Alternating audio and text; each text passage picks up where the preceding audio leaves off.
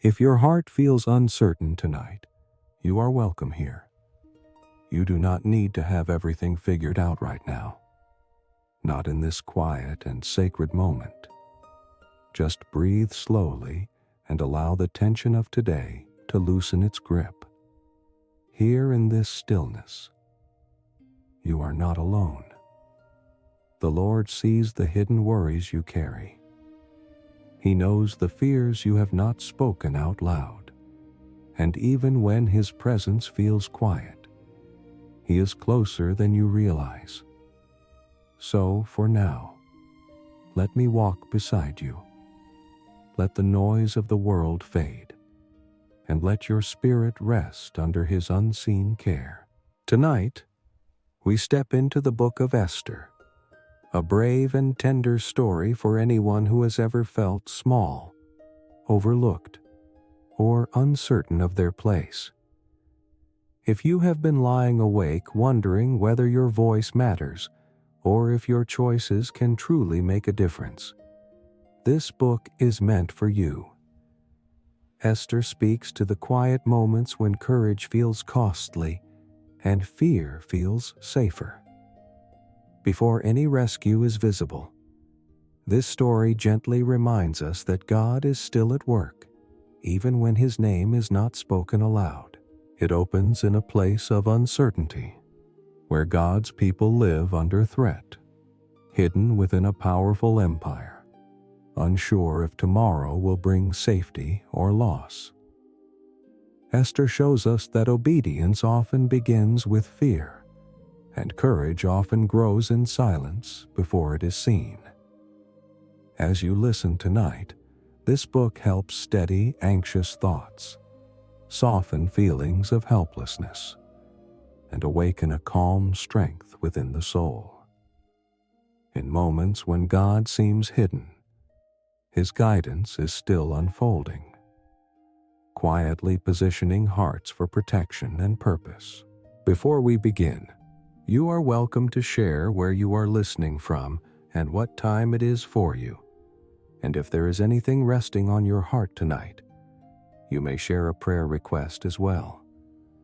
Even across distance, we are gathered together in this quiet hour. If this reading brings you peace, I invite you to stay with us by subscribing to Divine Rest. This is a gentle place where God's Word speaks softly to weary hearts, night after night. Here, you are part of a growing family, learning to trust God's presence, even when it works in silence. Chapter 1. The door to history silently opens. Tonight, beloved, let us enter this story the way we enter a quiet room at dusk. When the light is soft and the world outside has grown still. Come as you are, with whatever weight you carry, with whatever questions linger in your heart. We are stepping into the Book of Esther, and though it is an ancient story, it speaks with a voice that feels strangely close, like a whisper meant just for you. This is not a tale of thunder or fire from heaven. This is something gentler, something that moves like candlelight in the dark, quiet and sure, reminding us that even when we cannot see God's hand, it is there, holding everything together. We begin in the palace of a king named Ahasuerus, a man who ruled over 127 provinces, from India all the way to Ethiopia. His empire stretched farther than most could imagine, and his wealth glittered like sunlight on water. One day, he decided to throw a feast, a grand celebration that would last not for hours, but for days and days, stretching on and on until the wine ran freely and the laughter echoed through marble halls. The nobles came, the princes gathered, and wine flowed like rivers through halls draped in white and blue linen, held by cords of fine purple thread fastened to silver rings and marble pillars. There were couches of gold and silver, and the pavement beneath their feet was made of alabaster and precious stones, glowing softly in the torchlight. Everything shimmered. Everything proclaimed power and glory. And in the middle of it all, King Ahasuerus sat, surrounded by splendor, wanting the whole world to see just how magnificent he was. But sometimes, beloved, the brightest lights cast the deepest shadows. And in the middle of all that feasting, something small happened, something that most people would overlook, something that seemed like nothing more than a moment of tension in a long night of celebration. On the seventh day, when the king's heart was merry with wine, when the music played and the guests laughed and the night stretched on without end, he sent for Queen Vashti. He wanted her to come before all his guests, to wear her royal crown and display her beauty for everyone to admire, to be paraded like a treasure before the eyes of men who had drunk too much and whose judgment had grown clouded. But Queen Vashti refused. The scripture does not tell us why. It does not explain her heart or her reasons. We only know that she said no, and that refusal, quiet as it was, changed everything. The king's anger burned. His face flushed. His advisors panicked. They whispered among themselves, saying that if the queen could refuse the king, then every woman in the empire might begin to refuse her husband, and chaos would spread like wildfire through every home, every province, every corner of the kingdom. So a decree was written, sealed with the king's signet ring, sent out to all the provinces in every language and script. Queen Vashti would be removed. Her crown would be taken. Her place beside the king would stand empty.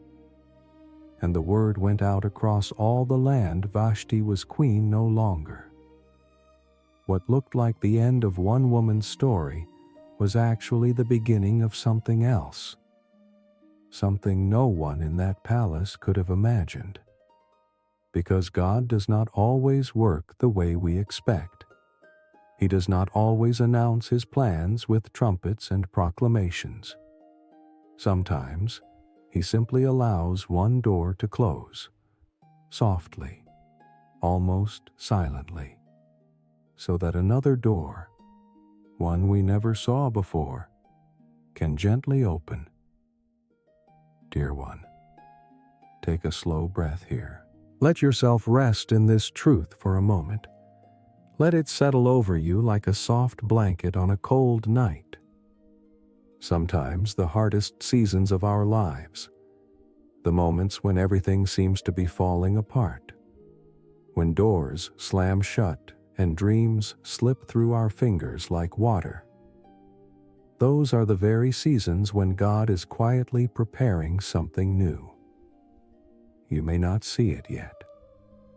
You may feel only the ache of what was lost, the emptiness where something precious used to be. But God is faithful. He does not waste your pain.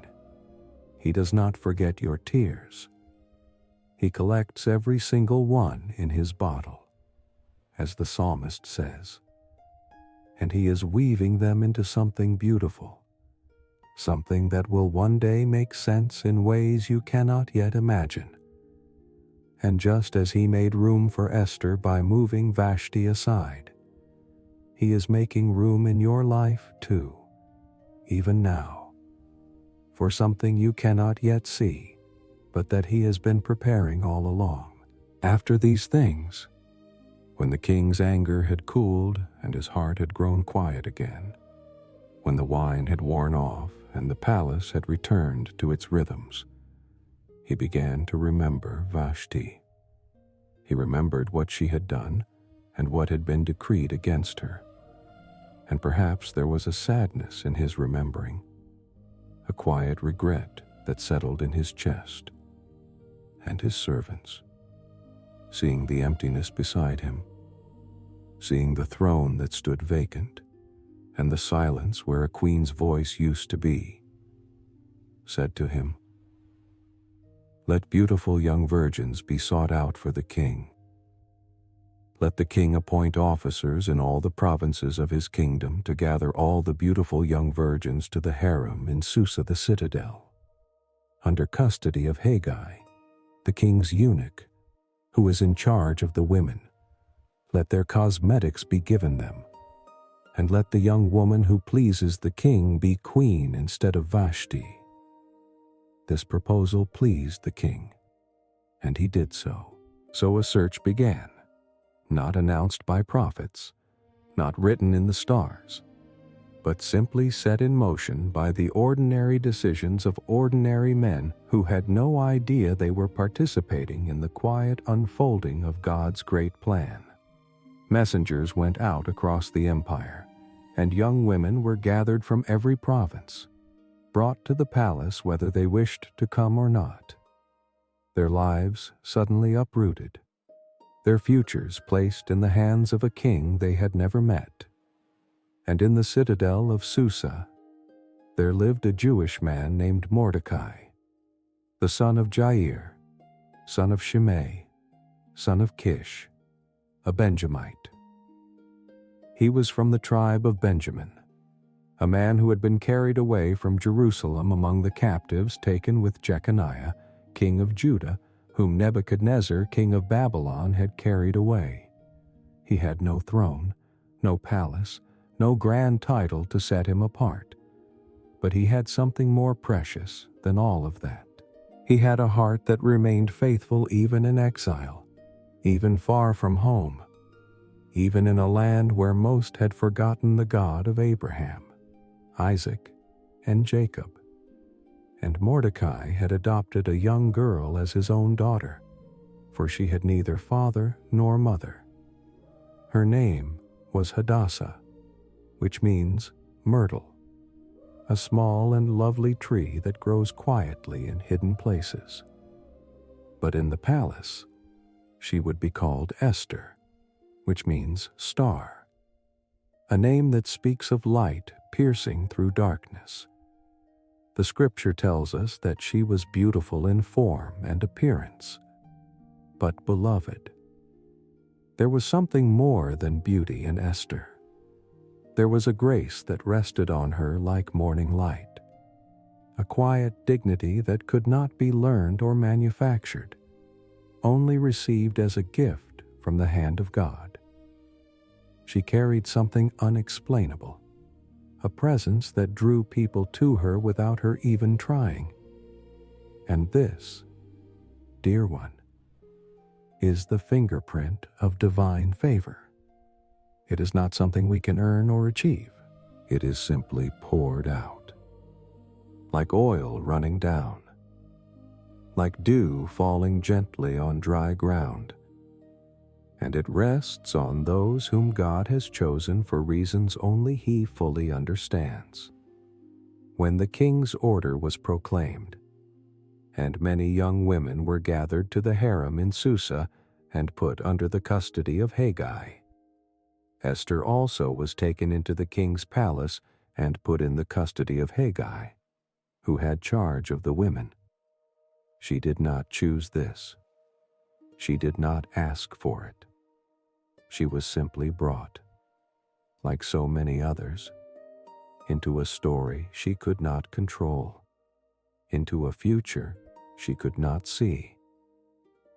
But, beloved, here is where we must pause and breathe deeply, because this is where the whisper of God becomes so tender it almost breaks your heart. Esther was an orphan. She had lost her mother and father.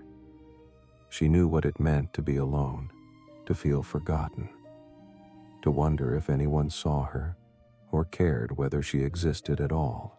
She was a Jew living in a foreign land, with no power, no status, no reason to believe she mattered in the eyes of kings or empires. And yet, God saw her. God knew her name. God had been watching over her since before she was born. And now, in His perfect and mysterious timing, He was drawing her into a place she never imagined, for a purpose she could not yet see. The young woman pleased Haggai and won his favor, and he quickly provided her with her cosmetics and her portion of food, and with 7 chosen young women from the king's palace, and advanced her and her young women to the best place in the harem. Here, beloved, we see something beautiful, something that whispers of the way God moves in our lives when we are not even aware of it. Esther did not fight for attention. She did not scheme or manipulate or try to force her way forward. She did not elbow past the other young women or demand special treatment. She simply carried herself with a quiet dignity, a gentle strength, a humility that opened doors no amount of striving could ever unlock. And favor followed her like a shadow, like sunlight breaking through clouds, like water finding its way to thirsty ground. This is the mystery of grace. Beloved, it cannot be earned. It cannot be manufactured.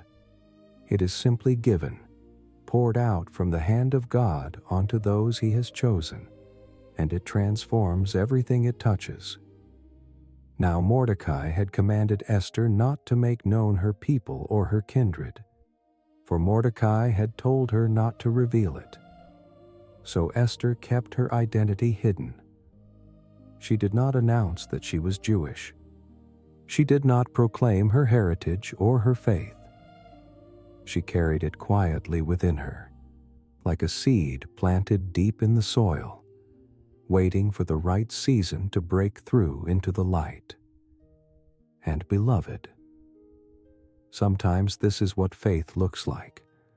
Not loud declarations, not constant announcements, not always shouting our convictions from the rooftops, but a quiet trust that God knows what He is doing, that He will reveal us in His time, that there is wisdom in waiting, in being still, in letting Him write the story at His own pace. There is a time to speak and a time to be silent. And Esther, guided by Mordecai's wisdom, chose the path of patient trust. Every day, Mordecai walked in front of the court of the harem to learn how Esther was and what was happening to her. He did not forget her. He did not abandon her to the palace and move on with his life. He stayed close as he could, watching over her with a faithfulness that mirrors the way God watches over us. Even when we feel alone, even when we are hidden away in places where no one seems to know our name, even when it seems like we have been forgotten by the world, God is near. He is walking by. He is keeping watch. And He will not let you be forgotten. Beloved, not ever. Now when the turn of each young woman came to go in to King Ahasuerus, after being 12 months under the regulations for the women, since this was the regular period of their beautifying, 6 months with oil of myrrh, and 6 months with spices and ointments for women. When the young woman went in to the king in this way, she was given whatever she desired to take with her from the harem to the king's palace. In the evening she would go in, and in the morning she would return to the second harem in custody of Shashgaz, the king's eunuch, who was in charge of the concubines. She would not go in to the king again, unless the king delighted in her and she was summoned by name. 12 months of preparation, 12 months of waiting, 12 months of oils and perfumes, of learning and listening, of being shaped and refined for a moment that would last only one evening. Can you imagine the patience required? Beloved, can you feel the slowness of those days, the uncertainty, the wondering if any of it would matter? But God's timing is not our timing. His ways are not our ways. And sometimes He asks us to wait, not because He has forgotten us, but because He is preparing us for something we are not yet ready to receive. When the turn came for Esther, the daughter of Abihail, the uncle of Mordecai, who had taken her as his own daughter, to go in to the king, she asked for nothing except what Haggai, the king's eunuch, who had charge of the women, advised. This is not the picture of a woman grasping or clawing her way to the top.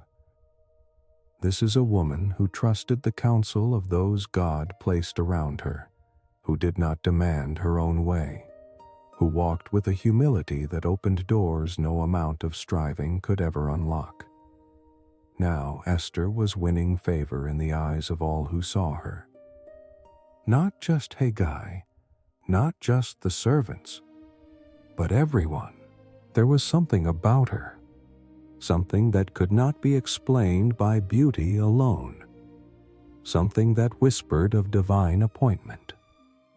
And when Esther was taken to King Ahasuerus, into his royal palace, in the 10th month, which is the month of Tebeth, in the 7th year of his reign, the king loved Esther more than all the women, and she won grace and favor in his sight more than all the virgins, so that he set the royal crown on her head and made her queen instead of Vashti.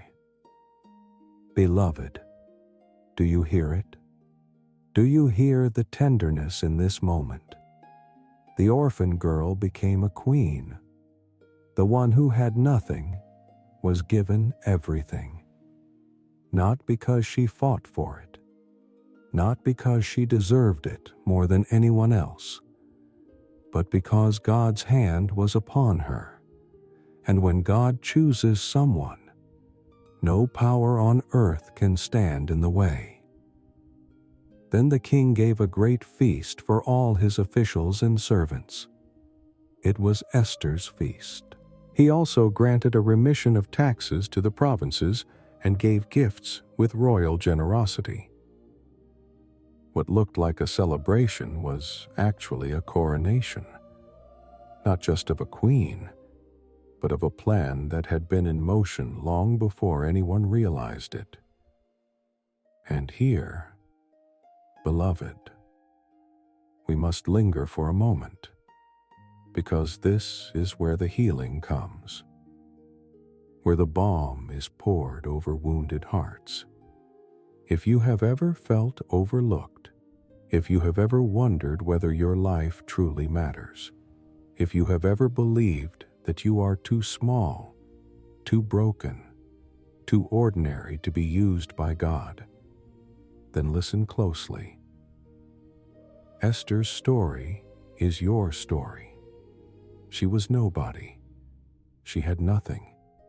She was an orphan in exile, a girl with no voice, no power, no reason to believe she would ever be more than forgotten. But God saw her, God remembered her, and God lifted her up. Not because she was flawless, but because His purpose for her life was already written, and nothing could stop it from unfolding. The same is true for you, dear one. You are not forgotten. You are not invisible. God knows exactly where you are, and He is moving even now, in ways you cannot see, preparing you for something beautiful. Now, when the virgins were gathered together the second time, Mordecai was sitting at the king's gate. Esther had not made known her kindred or her people, as Mordecai had commanded her. For Esther obeyed Mordecai just as when she was brought up by him. She carried his wisdom with her, trusting that he knew things she did not yet understand. In those days, as Mordecai was sitting at the king's gate, Bigthan and Teresh, two of the king's eunuchs who guarded the threshold, became angry and sought to lay hands on King Ahasuerus. And this came to the knowledge of Mordecai. And he told Queen Esther, and Esther told the king in the name of Mordecai. Mordecai could have kept silent. He could have thought, "This is not my concern. I am just a man at the gate. What does it matter to me if the king lives or dies?" But he did not think that way. He saw evil, and he spoke. He uncovered a plot, acted with integrity, told the truth, and stopped an assassination before it could happen. And what did he receive? When the affair was investigated and found to be so, the men were both hanged on the gallows, and it was recorded in the Book of the Chronicles in the presence of the king. That was it. No reward, no public honor, no promotion or parade. The deed was simply written down in a book and then forgotten, buried under the weight of 1,000 other royal records, as if it had never happened at all. But beloved, hear this whisper from the heart of God. Let it sink deep into your soul like rain soaking into dry ground. Nothing you do in faithfulness is ever wasted. Every act of obedience, every moment of integrity, every time you choose to do what is right, even when no one is watching, even when no one thanks you, even when it feels like it doesn't matter. God sees it. He records it. He treasures it. And in His perfect timing, He will bring it to light. Mordecai did not know. As he sat quietly at the gate in the days and weeks and months that followed, that one day, in the middle of a sleepless night, the king would open that very book and read his name. He did not know that this forgotten moment of faithfulness would become the thread that would unravel an entire plot of evil and save an entire nation. He simply did what was right and trusted God with the rest. And so must you. Beloved, do not grow weary. Do not lose heart. Do not think that your faithfulness has gone unnoticed, or that your prayers have fallen on deaf ears. Your faithfulness is not invisible. Your prayers are not unheard. Every seed you have planted in tears, every sacrifice you have made in secret, every time you have chosen love when it cost you something, every moment you have stood for truth when it would have been easier to stay silent, God has seen it all. He has written it down. He has treasured it in His heart, and He will honor it, not according to the world's timeline, but according to His own perfect wisdom and His own tender timing. So we close this first chapter with a palace that looks unchanged. A king still sits on his throne. A new queen rests in her chambers, wearing a crown she never expected. An orphan girl now walks in silk and jewels.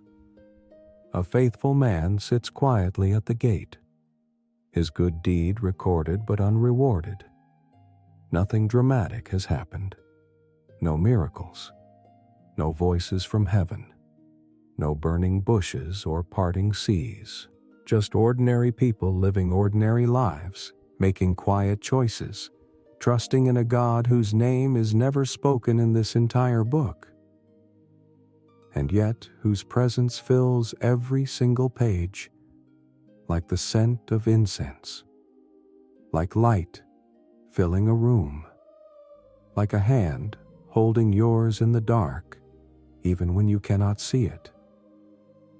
Do not mistake the quietness for absence, beloved. Do not think that because you cannot hear God's voice or see His hand moving, that He is not there. He is there. He has always been there. He is weaving your story with the same tender care that He wove Esther's. And nothing, absolutely nothing, is happening by accident. Every closed door, every unexpected turn, every moment that felt like loss, He is using it all, shaping it all, preparing you for something you cannot yet imagine. Rest here tonight, dear friend. Let the weight of your worry fall away, just for a moment. Let yourself breathe deeply and remember that you are held, you are seen, you are loved beyond measure, and you are exactly where God needs you to be. The door of history has quietly opened, and you, like Esther, like Mordecai, are part of a story far greater and more beautiful than you can yet imagine. Close your eyes. Feel the presence of the one who never sleeps, who never forgets, who is always working, always loving, always faithful. You are safe in His hands. You are held in His heart. And His story for you is still unfolding, one quiet, tender moment at a time. Amen. Chapter 2. When pride begins to speak loud. Beloved, take a slow breath with me now as we turn the page into a chapter that feels heavier, darker, where shadows begin to lengthen and the air grows thick with tension. We have walked with Esther as she became queen. We have sat quietly with Mordecai at the gate, and we have watched God's hand moving in ways no one could see. But now, dear one, we must enter a different kind of story, one where evil rises up and speaks its demands, where pride lifts itself high and asks the whole world to bow. This is not an easy chapter to walk through, but you are not walking it alone. The Lord is here with us, and He will carry us through even the darkest valleys. Even when the night seems so thick, we wonder if morning will ever come. Let your heart settle here for a moment. Let yourself breathe, because even in the darkness we are about to enter, God's light has not gone out, and His presence has not left His people. After these things, King Ahasuerus promoted Haman the Agagite, the son of Hammedatha, and advanced him and set his throne above all the officials who were with him. Haman was lifted up, elevated to a place of power and honor that most men only dream of, given authority that stretched across the empire like a long shadow. The scripture does not tell us why. It does not explain what Haman did to earn this promotion or what qualities the king saw in him that made him worthy of such trust. We only know that one day he was an ordinary man, and the next day he stood second only to the king himself, his voice carrying weight in every decision, his word becoming law in every province, his presence commanding attention and deference wherever he went. And with that elevation came a demand, a requirement that revealed what truly lived inside his heart, what had been there all along, waiting for the opportunity to show itself. All the king's servants who were at the king's gate bowed down and paid homage to Haman, for the king had so commanded concerning him. Every day, as Haman passed through the gate, heads lowered, knees bent, voices fell silent in reverence. This was not just respect for a high official. This was something more, something that crossed a line most people did not even notice was being crossed. Beloved, pause here for a moment. Feel the weight of this. Haman did not simply want respect. He did not simply want to be honored for his position or acknowledged for his authority. He wanted something deeper, something darker, something that should never be given to any human being. He wanted worship. He wanted every knee to bend, every head to bow, every eye to look down in submission before him, as though he were something more than a man, as though he were worthy of the kind of reverence that belongs only to God. And when pride rises to this level, when a human heart begins to demand what belongs only to the Creator, something in the very fabric of creation begins to tear. This is not just arrogance, dear one. This is not just a man with an inflated sense of his own importance. This is idolatry dressed in royal robes, asking the world to give it the reverence that should be given to God alone. And the tragedy is that most people complied without question, without hesitation, without ever stopping to ask whether this was right or whether their submission was betraying something sacred within them. But Mordecai did not bow down or pay homage. Day after day, as the servants around him bent their knees and lowered their heads, as the crowd flowed into submission like water finding its level, Mordecai remained standing. Not out of stubbornness, not out of pride or a desire to cause trouble or make himself known, but out of something deeper, something that lived in the very core of his being, something that had been planted in his soul long before Haman ever rose to power. Mordecai was a Jew, a man who carried within him the ancient commandment given to Moses on the mountain, written in fire and stone, echoing through generations. You shall have no other gods before me. You shall not bow down to them or serve them. For I, the Lord your God, am a jealous God. His refusal was not about Haman as a person. It was not personal animosity or political resistance. It was about what Haman was demanding, about the line that cannot be crossed, the boundary that must be held even when it costs you everything, even when it makes you a target, even when everyone around you thinks you are foolish for standing when you could simply bend your knee for a moment and move on with your life. And beloved, this is where we must be so gentle with ourselves, so tender with our own hearts, because there are moments in our own lives when we are called to stand when everyone else is bowing, to say no when everyone else is saying yes, to hold the line even when it isolates us, even when it marks us as different, even when it brings consequences we did not choose and do not want. Then the king's servants who were at the king's gate said to Mordecai, "Why do you transgress the king's command?" They asked him this not once, but again and again, day after day, trying to understand, trying to convince him, trying to get him to see reason. And when they spoke to him day after day, and he would not listen to them, they told Haman, in order to see whether Mordecai's words would stand, for he had told them that he was a Jew. They did not understand.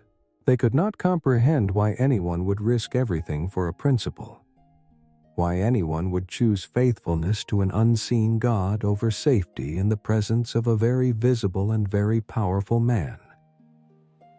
But Mordecai knew something they did not. He knew that there are some things more important than survival. He knew that there are some lines that, once crossed, cannot be uncrossed, and that to bow before Haman would be to betray not just a commandment, but the very God who had carried his people through exile, through slavery, through the furnace and the lion's den, through every dark night and every impossible situation. And when Haman saw that Mordecai did not bow down or pay homage to him, Haman was filled with fury, not just anger, not just frustration or irritation, but fury, a rage that burned so hot it consumed every other thought, every other feeling, every shred of reason or restraint, until nothing was left but the need to destroy, to crush, to obliterate the one who dared to remain standing.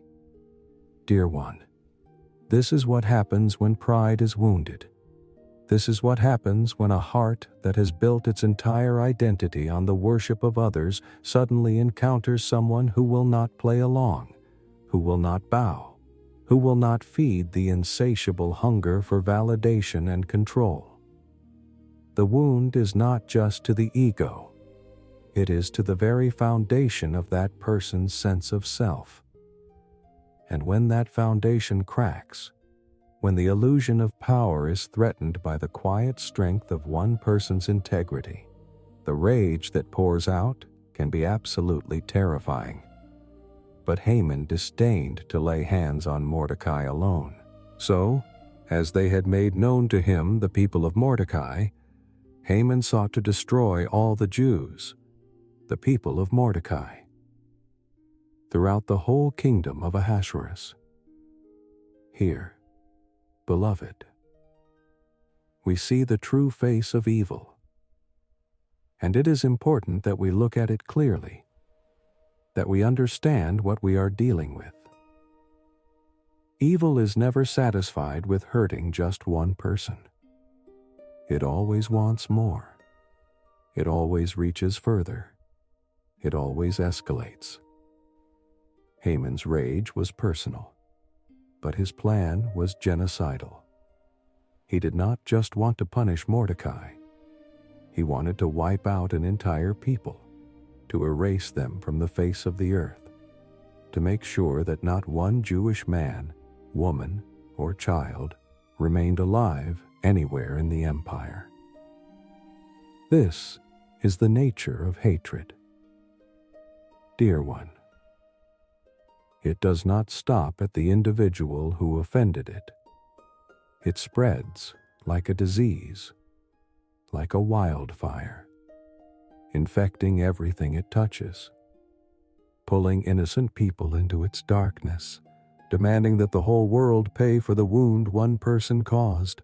Take a deep breath here, beloved. Let yourself feel the sorrow of this moment, but do not let it overwhelm you.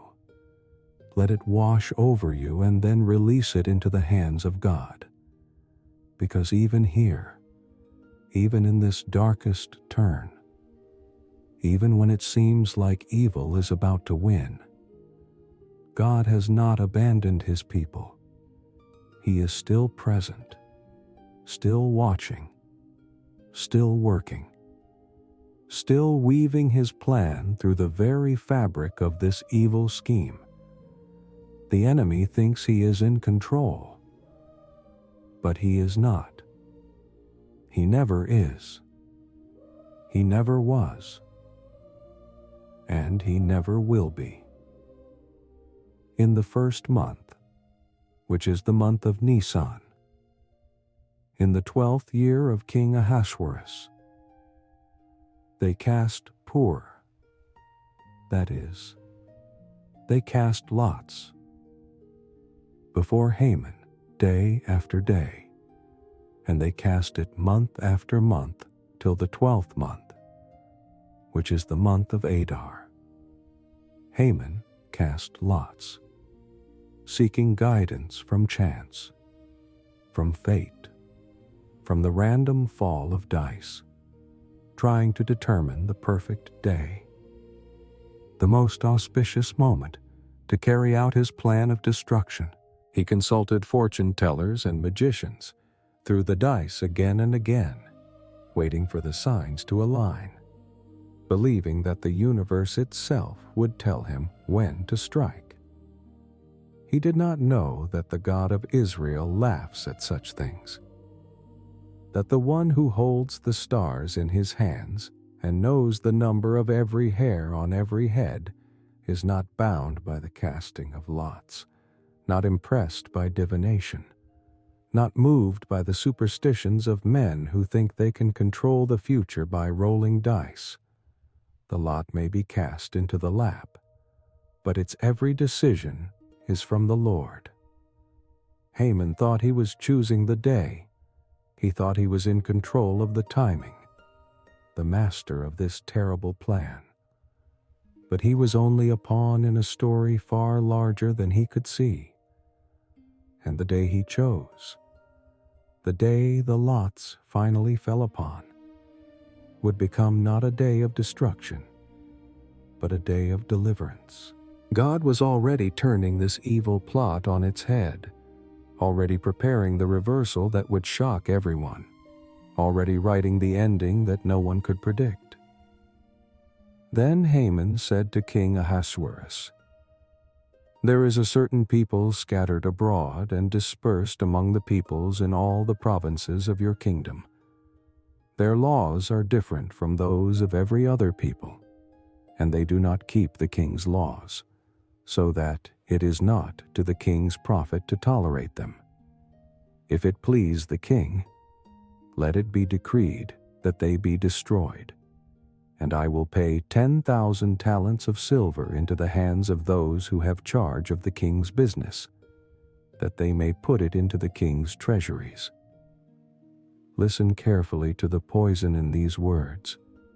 Beloved, listen to how Haman twisted the truth, how he painted an entire people as dangerous, as disloyal, as different in a way that made them a threat to the stability and security of the kingdom. He did not mention Mordecai by name. He did not tell the king that this was about one man's refusal to bow, about personal offense, about wounded pride seeking revenge. Instead, he made it sound like a matter of national security, like a difficult but necessary decision, like the only reasonable course of action for a king who cared about the welfare of his empire. And this, dear one, is how hatred always works.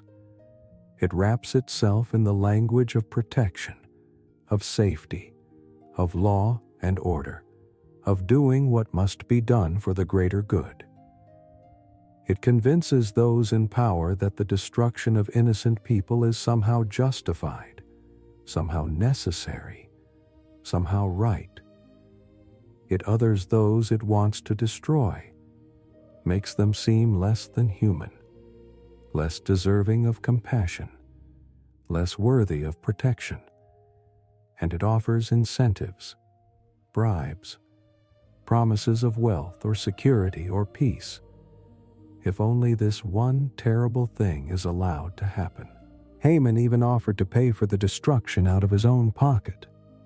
10,000 talents of silver, an enormous sum, as though this proved how serious the threat was, how necessary the solution. And the king took his signet ring from his hand and gave it to Haman the Agagite, the son of Hammedatha, the enemy of the Jews. And the king said to Haman, "The money is given to you, the people also, to do with them as it seems good to you." The king did not ask questions. He did not investigate the claims. He did not even ask who these people were or what they had actually done or whether there was any truth to Haman's accusations. He simply handed over his authority, his seal, his power, and gave Haman permission to do whatever he wished. Beloved, this is the danger of unchecked power, of leaders who do not seek wisdom or counsel, of hearts that make decisions based on the words of one voice without listening to the cries of the many. The king's indifference, his casual disregard for the lives of an entire people, became a weapon in Haman's hands. And with that weapon, he prepared to murder thousands upon thousands of innocent men, women, and children. Then the king's scribes were summoned on the 13th day of the first month, and an edict, according to all that Haman commanded, was written to the king's satraps and to the governors over all the provinces, and to the officials of all the peoples, to every province in its own script, and every people in its own language.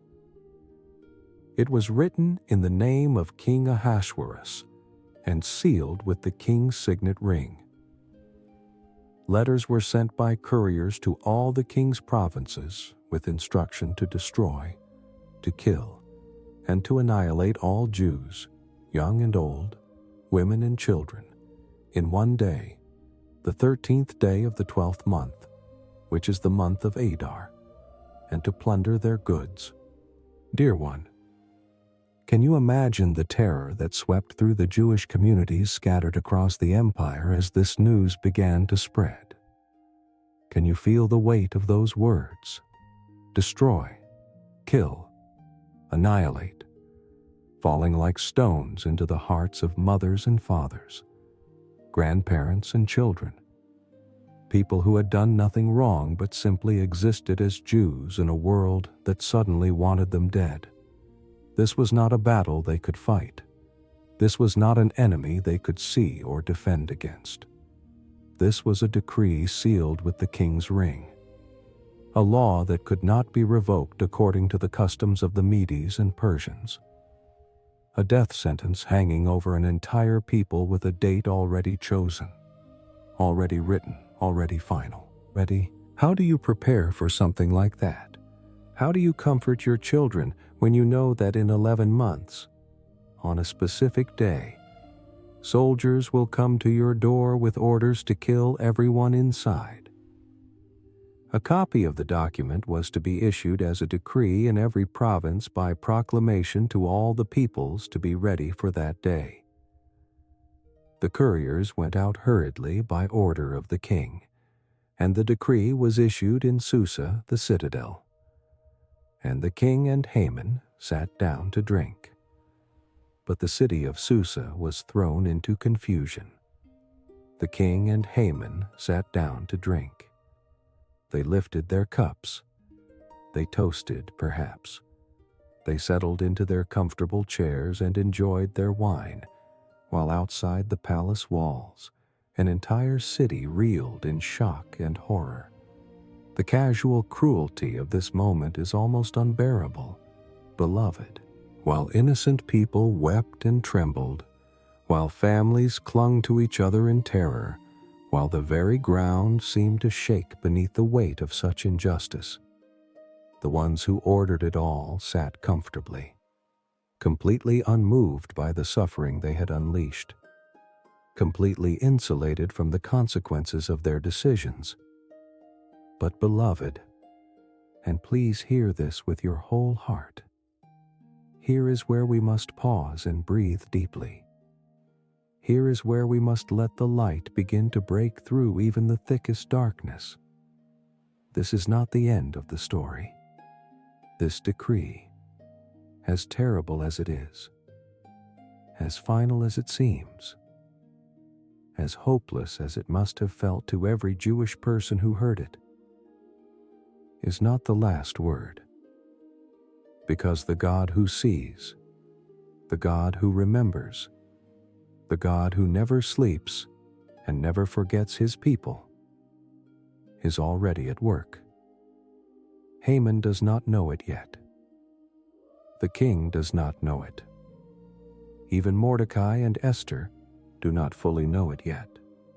But God is moving. He is preparing.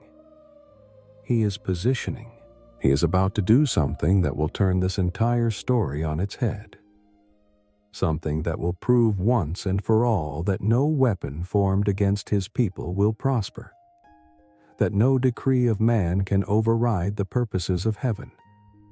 That no amount of hatred or evil or seemingly unstoppable power can stand against the one who holds all things in his hands. And the very pride that lifted Haman up, the very arrogance that made him think he could destroy an entire people, will become the trap that brings him down. The gallows he will build for Mordecai will become his own. The day he chose for destruction will become a day of deliverance. And the crown he thought would sit forever on his head will fall into the dust, while the people he tried to annihilate will celebrate and dance and remember God's faithfulness for generations to come. Beloved, if you are in a season where evil seems to be winning, where injustice seems to have the last word, where darkness feels so thick you can barely breathe, where the decree has gone out and there seems to be no way to stop what is coming, hold on to this truth with everything you have. The darkest hour is always just before the dawn. The heaviest shadows fall just before the sun breaks through. The longest night always ends with morning light.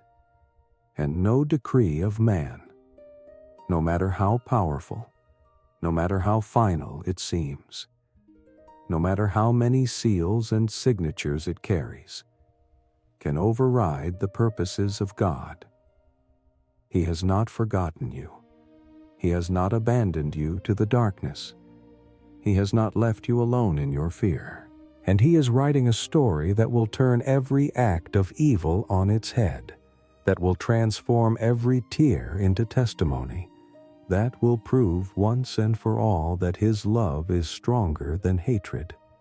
His light is brighter than darkness. His plans cannot be stopped by any force in heaven or on earth. And his people, beloved, his people cannot be destroyed. So rest here tonight, dear friend. Let your heart be still. Let your fear settle into the hands of the one who holds all things. Let yourself breathe in the presence of the one who has never lost a battle, who has never failed to keep his promises, who has never left his children orphaned in the storm. You are not alone in the night. You are not forgotten in the chaos. You are not abandoned to the schemes of those who hate you. And the morning is coming. Beloved, the morning is coming. Amen. Chapter 3. This is why I am here, beloved. We have reached the heart of this story. The moment when everything changes. When silence breaks into a cry. When fear meets faith. When a young woman must decide who she really is and what she is willing to risk for the sake of love. This is a tender chapter, dear one, but it is also a powerful one. And as we walk through it together, I want you to know that whatever you are carrying tonight, whatever fear is sitting heavy on your chest, whatever choice is weighing on your heart, you are safe here. You are held here. And God is speaking to you through these ancient words, whispering your name, calling you forward into something you may not feel ready for, but that He has been preparing you for all along. When Mordecai learned all that had been done, Mordecai tore his clothes and put on sackcloth and ashes, and went out into the midst of the city, and he raised a loud and bitter cry. This is not the Mordecai we have seen before. The quiet man sitting at the gate, the faithful servant who uncovered plots and saved the king's life without asking for reward. This is Mordecai undone. Mordecai broken open. Mordecai allowing his grief to be seen and heard by everyone. He tore his clothes, the ancient sign of mourning, of devastation, of a heart that can no longer contain its sorrow. He covered himself in sackcloth, rough and uncomfortable against the skin, a physical expression of inner anguish. He poured ashes over his head, the dust of death and loss, the symbol of a world turned to ruins.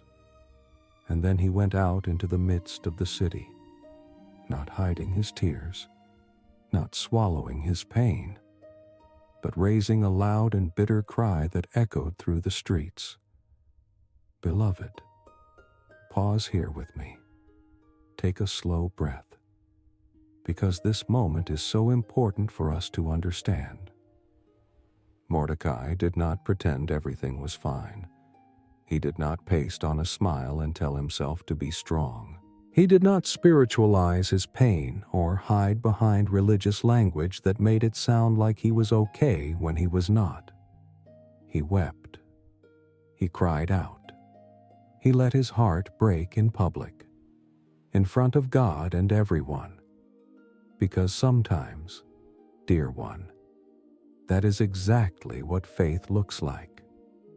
Sometimes faith is not the absence of tears, but the courage to let them fall. Sometimes trust in God does not mean suppressing your emotions, but bringing them honestly, rawly, desperately before Him. The psalmist says, "The Lord is near to the brokenhearted and saves the crushed in spirit." And beloved, God cannot draw near to a heart that refuses to admit it is broken.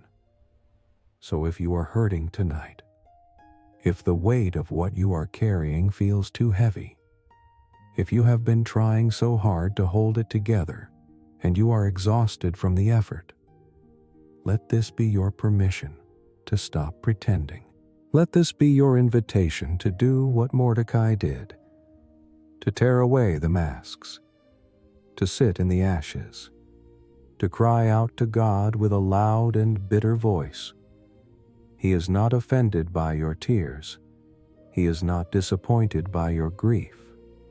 He is near to you in this moment, closer than your own breath, and He is holding you even as you fall apart. Mordecai went up to the entrance of the king's gate, for no one was allowed to enter the king's gate clothed in sackcloth. And in every province, wherever the king's command and his decree reached, there was great mourning among the Jews, with fasting and weeping and lamenting, and many of them lay in sackcloth and ashes. The grief was not just Mordecai's.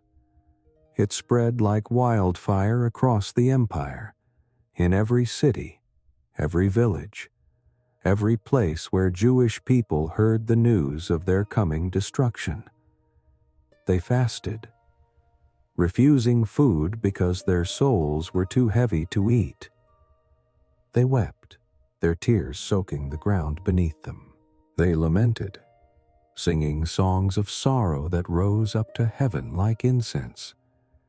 And they lay in sackcloth and ashes, prostrate before God, crying out for mercy, for deliverance, for a miracle they could not see but desperately needed.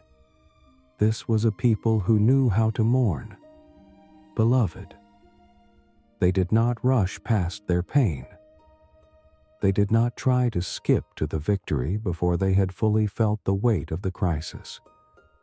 They sat in the ashes and let their hearts break before the Lord, trusting that He was listening, that He cared, that even in the silence He was still God and still faithful. And dear one, There is such wisdom in this, such holy grace in the willingness to grieve well, to let sorrow have its season, to resist the pressure to move on too quickly or bounce back too fast. Your tears matter to God. Your grief is not a sign of weak faith, but of a heart that feels deeply, loves deeply, and trusts that God is big enough to hold all of it. When Esther's young women and her eunuchs came and told her, the queen was deeply distressed. She sent garments to clothe Mordecai, so that he might take off his sackcloth, but he would not accept them. Esther heard the news, and her heart broke.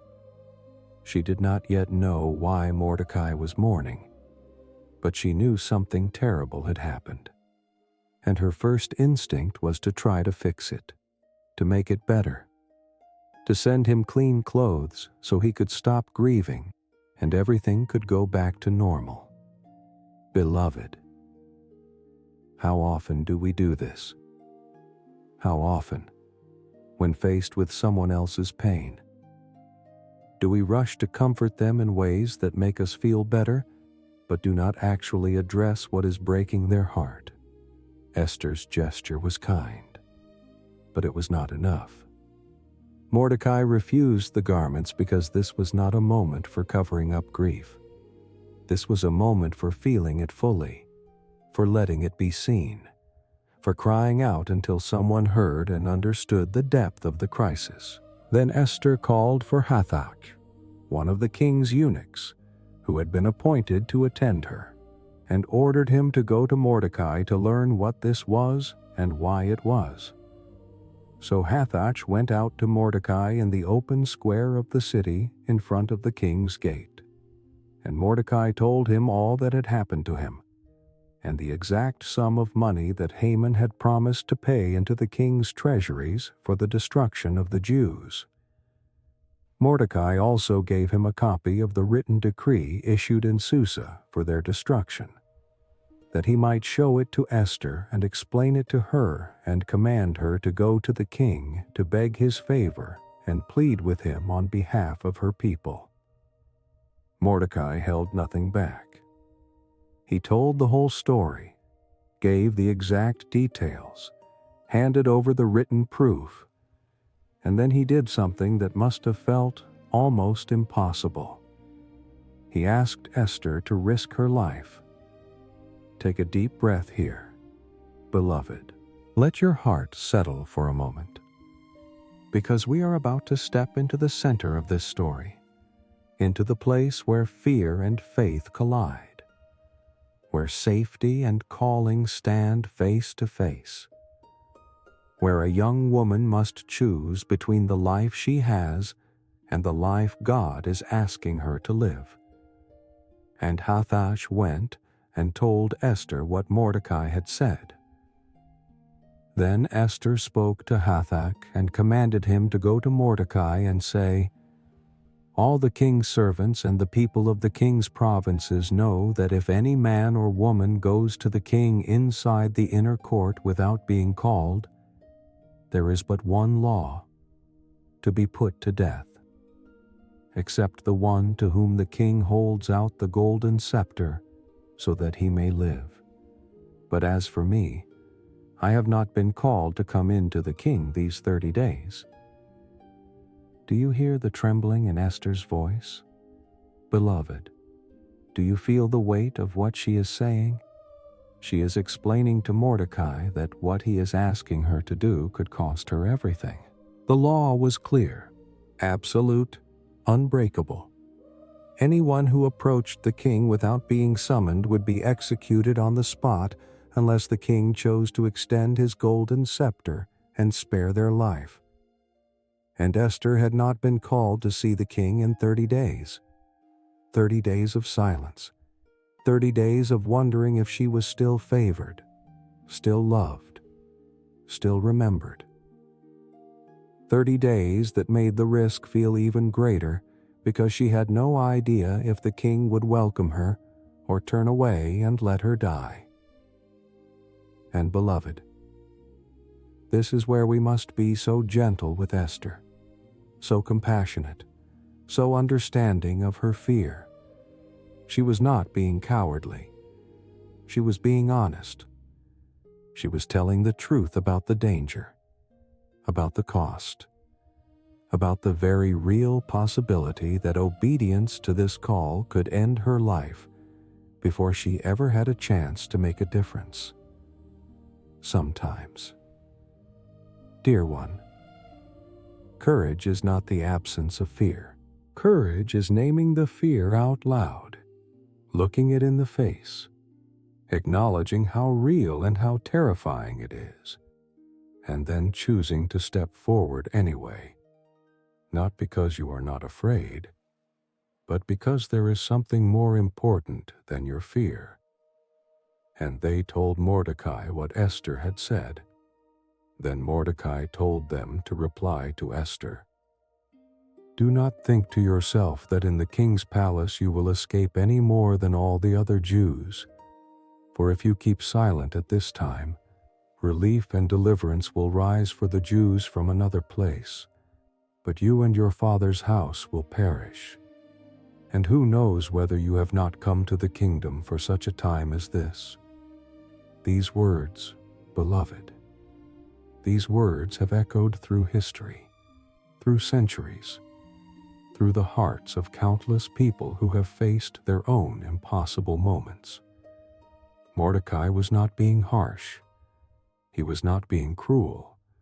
He was being truthful. And sometimes truth is the most loving thing we can offer even when it hurts to hear. He told Esther that her silence would not save her, that being queen would not protect her if the decree was carried out, that her safety was an illusion if she tried to preserve it at the cost of her calling. And then he said something even more stunning, something that reveals his deep, unshakable faith in the God whose name is never mentioned in this book. He said, "If you keep silent, relief and deliverance will rise for the Jews from another place." Mordecai believed, with absolute certainty, that God would save his people. He did not know how. He did not know when. But he knew that God's purposes could not be stopped, that his promises could not be broken, that somehow, some way, deliverance would come. But then, beloved, then came the question that changed everything. And who knows whether you have not come to the kingdom for such a time as this? Who knows if all of this, the orphaned childhood, the unexpected selection, the royal crown, the positioning in the palace, the favor with the king, who knows if all of this was not random but intentional, not coincidence but divine appointment, not accident but preparation for this exact moment when her people needed someone on the inside, someone with access, someone willing to risk everything for love, beloved. Let this question settle into your heart like a seed planted deep in fertile soil. Who knows whether you have not come to this very place, this very moment, this very circumstance, for such a time as this? Who knows if the job you did not choose, the relationship that surprised you, the loss that broke you, the healing that found you, the strength you did not know you had? Who knows if all of it was not preparing you for something that matters more than you can see right now? God does not waste anything. Dear one, He does not waste your pain or your waiting or your wondering. He is always weaving, always working, always positioning you for the moment when you will be needed most. Then Esther told them to reply to Mordecai, "Go, gather all the Jews to be found in Susa, and hold a fast on my behalf, and do not eat or drink for 3 days, night or day. I and my young women will also fast as you do. Then I will go to the king, though it is against the law. And if I perish, I perish." These words, beloved, these are the words of a woman who has made her choice, who has counted the cost and decided that some things are worth dying for, that love is stronger than fear, that faithfulness to her people and to the God who brought her to this place matters more than her own survival. But notice, dear one, notice what Esther did before she stepped into courage. She did not rush into the throne room in a moment of impulsive bravery. She did not try to do this alone. She asked for prayer. She called for fasting. She gathered her community and said, "Hold me up, surround me, fast with me for 3 days, night and day, and I will do the same." She understood something that we must understand too. Beloved, we were never meant to face our hardest moments alone. We were never meant to carry our heaviest burdens without the support of others who will stand with us, pray with us, hold us up when our knees grow weak. 3 days of fasting, 3 days of no food, no water, no distraction, nothing but prayer and dependence on God. 3 days to let go of control, to surrender the outcome, to say, "I cannot do this in my own strength, but you can do this through me." And then, after 3 days of preparation, after 3 days of emptying herself and filling herself with the presence and power of God, she would go. She would approach the king. She would risk everything. And whatever happened, she would trust that God was with her. "If I perish, I perish." These are not the words of resignation, beloved.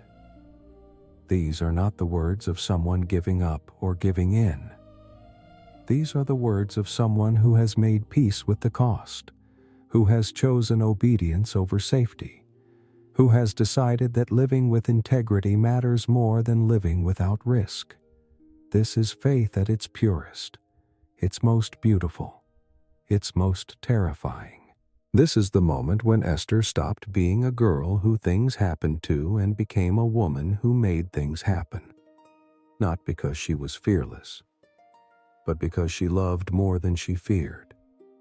And beloved, this is the invitation being extended to you tonight. Not to a life of reckless decisions or foolish risks, but to a life of courageous obedience, of stepping forward even when your knees are shaking, of saying yes to God even when you cannot see the outcome, of trusting that the one who brought you to this moment will not abandon you in it. You do not have to be brave all at once. You do not have to have all the answers or all the strength. You just have to take the next step. You just have to say, "Yes, Lord, I will go. I will speak. I will love. I will trust. And if I perish, I perish. But I will not stay silent when you are calling me forward." Mordecai then went away and did everything as Esther had ordered him. He gathered the people. He called the fast. He obeyed her instructions with the same faithfulness he had shown throughout his life, trusting that God was moving, that something was shifting, that the story was not over, and the darkest night was about to give way to the most unexpected dawn. So rest here tonight, beloved. Let your heart be still. Let yourself breathe deeply in the presence of the one who has called you, prepared you, positioned you for this very moment. You are not alone in your fear. You are not abandoned in your uncertainty. And the courage you need is not something you have to manufacture or conjure up from within yourself. It is a gift, flowing from the heart of God into yours, rising up like water from a well you did not know was there, carrying you forward one trembling step at a time. God sees you, dear one. He knows what He is asking of you. He knows the cost and the risk and the fear. And He would never call you to something without equipping you for it, without walking beside you through it, without holding you when you stumble and catching you when you fall. So take the next step. Say the next yes. Trust the next moment to Him. And know that whether you can see it or not, He is with you, and He will not let you go. For such a time as this, beloved, for such a time as this, Amen. Chapter 4. Sleepless Nights and the Silent Reversal. Beloved, we have reached the turning point of this story, the moment when everything begins to shift, when the night grows darkest just before the dawn breaks through, when God's invisible hand becomes so clear that even those who cannot see Him must feel His presence moving through every detail, every conversation, every sleepless moment. This is a long chapter, dear one, so settle in. Let your heart rest. Pour yourself something warm to drink if you need to. We are going to walk slowly through these 3 chapters together, and I promise you, by the time we reach the end, you will see how beautifully, how perfectly, how tenderly God orchestrates the deliverance of His people, not with thunder and lightning, but with whispers and timing so precise it takes your breath away. On the 3rd day, after 3 days of fasting, after 3 days of prayer, after 3 days of surrender and preparation, Esther put on her royal robes and stood in the inner court of the king's palace, in front of the king's quarters, while the king was sitting on his royal throne inside the throne room opposite the entrance to the palace. This was the moment. This was the step she had been preparing for, the choice that could cost her everything. She dressed herself in her finest garments, not to impress, but to honor, not to manipulate, but to approach with dignity and respect.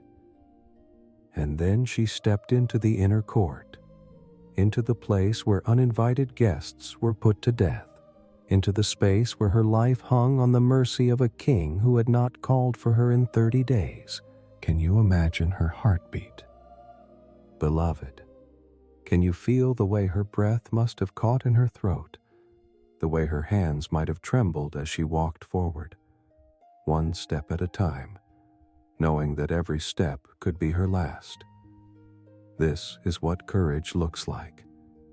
Not the absence of fear, but the presence of love strong enough to walk through fear. Not certainty, but trust. Not fearlessness, but faithfulness that says, I will do what I am called to do, and I will leave the outcome in God's hands. And when the king saw Queen Esther standing in the court, she won favor in his sight, and he held out to Esther the golden scepter that was in his hand. Then Esther approached and touched the tip of the scepter. Beloved, breathe here. Let the relief wash over you the way it must have washed over Esther in that moment. The king saw her. The king extended the scepter. The king chose mercy. She would not die today. God had opened the door. God had given her favor. God had protected her in the very moment she was most vulnerable, and now the path was clear for her to speak, to act, to do what she had come to do. And the king said to her, "What is it, Queen Esther? What is your request? It shall be given you, even to the half of my kingdom." The king was generous, expansive, moved by her courage, and perhaps by something he could not name, something that rested on her like a glow he could not explain. He offered her anything, up to half his kingdom, waiting to hear what had brought her to risk her life by coming uninvited. And here, beloved, here is where we see the wisdom that God had been growing in Esther all along, the patience that knows when to speak and when to wait, the timing that understands that some truths need to be prepared for, that some hearts need to be softened before they can receive what needs to be said.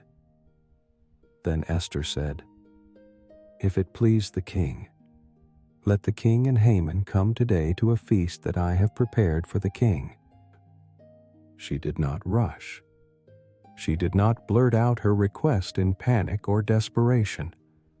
She invited him to a banquet, a place of warmth and intimacy, a space where walls could come down and hearts could open. And she invited Haman too, the enemy who did not know he was walking into his own undoing, the man whose pride was about to become the rope that hanged him. Then the king said, "Bring Haman quickly, so that we may do as Esther has asked." So the king and Haman came to the feast that Esther had prepared. And as they were drinking wine after the feast, the king said to Esther, "What is your wish, it shall be granted you. And what is your request, even to the half of my kingdom? It shall be fulfilled." Again the king asked, again he offered, and again Esther waited. Then Esther answered, "My wish and my request is, if I have found favor in the sight of the king, and if it please the king to grant my wish and fulfill my request. Let the king and Haman come to the feast that I will prepare for them. And tomorrow I will do as the king has said." She asked for another day, another banquet, another moment of preparation. And, beloved, this is the kind of wisdom that only comes from walking closely with God, from listening not just to what you want to say, but to when God is telling you to say it. Sometimes, dear one, the most powerful thing you can do is wait. Sometimes the greatest act of faith is not rushing ahead but pausing, breathing, trusting that God's timing is better than your urgency. Esther could have spoken that night. The king was willing. The moment was there. But something in her spirit, something that had been refined through fasting and prayer, told her to wait one more day, and that one day would make all the difference, because in that one day, God was about to do something that would change everything. And Haman went out that day joyful and glad of heart. He left the banquet feeling honored, special, chosen. After all, the queen had invited only him and the king to her private feast. What an honor! What a sign of his importance! What proof that he was valued above all others!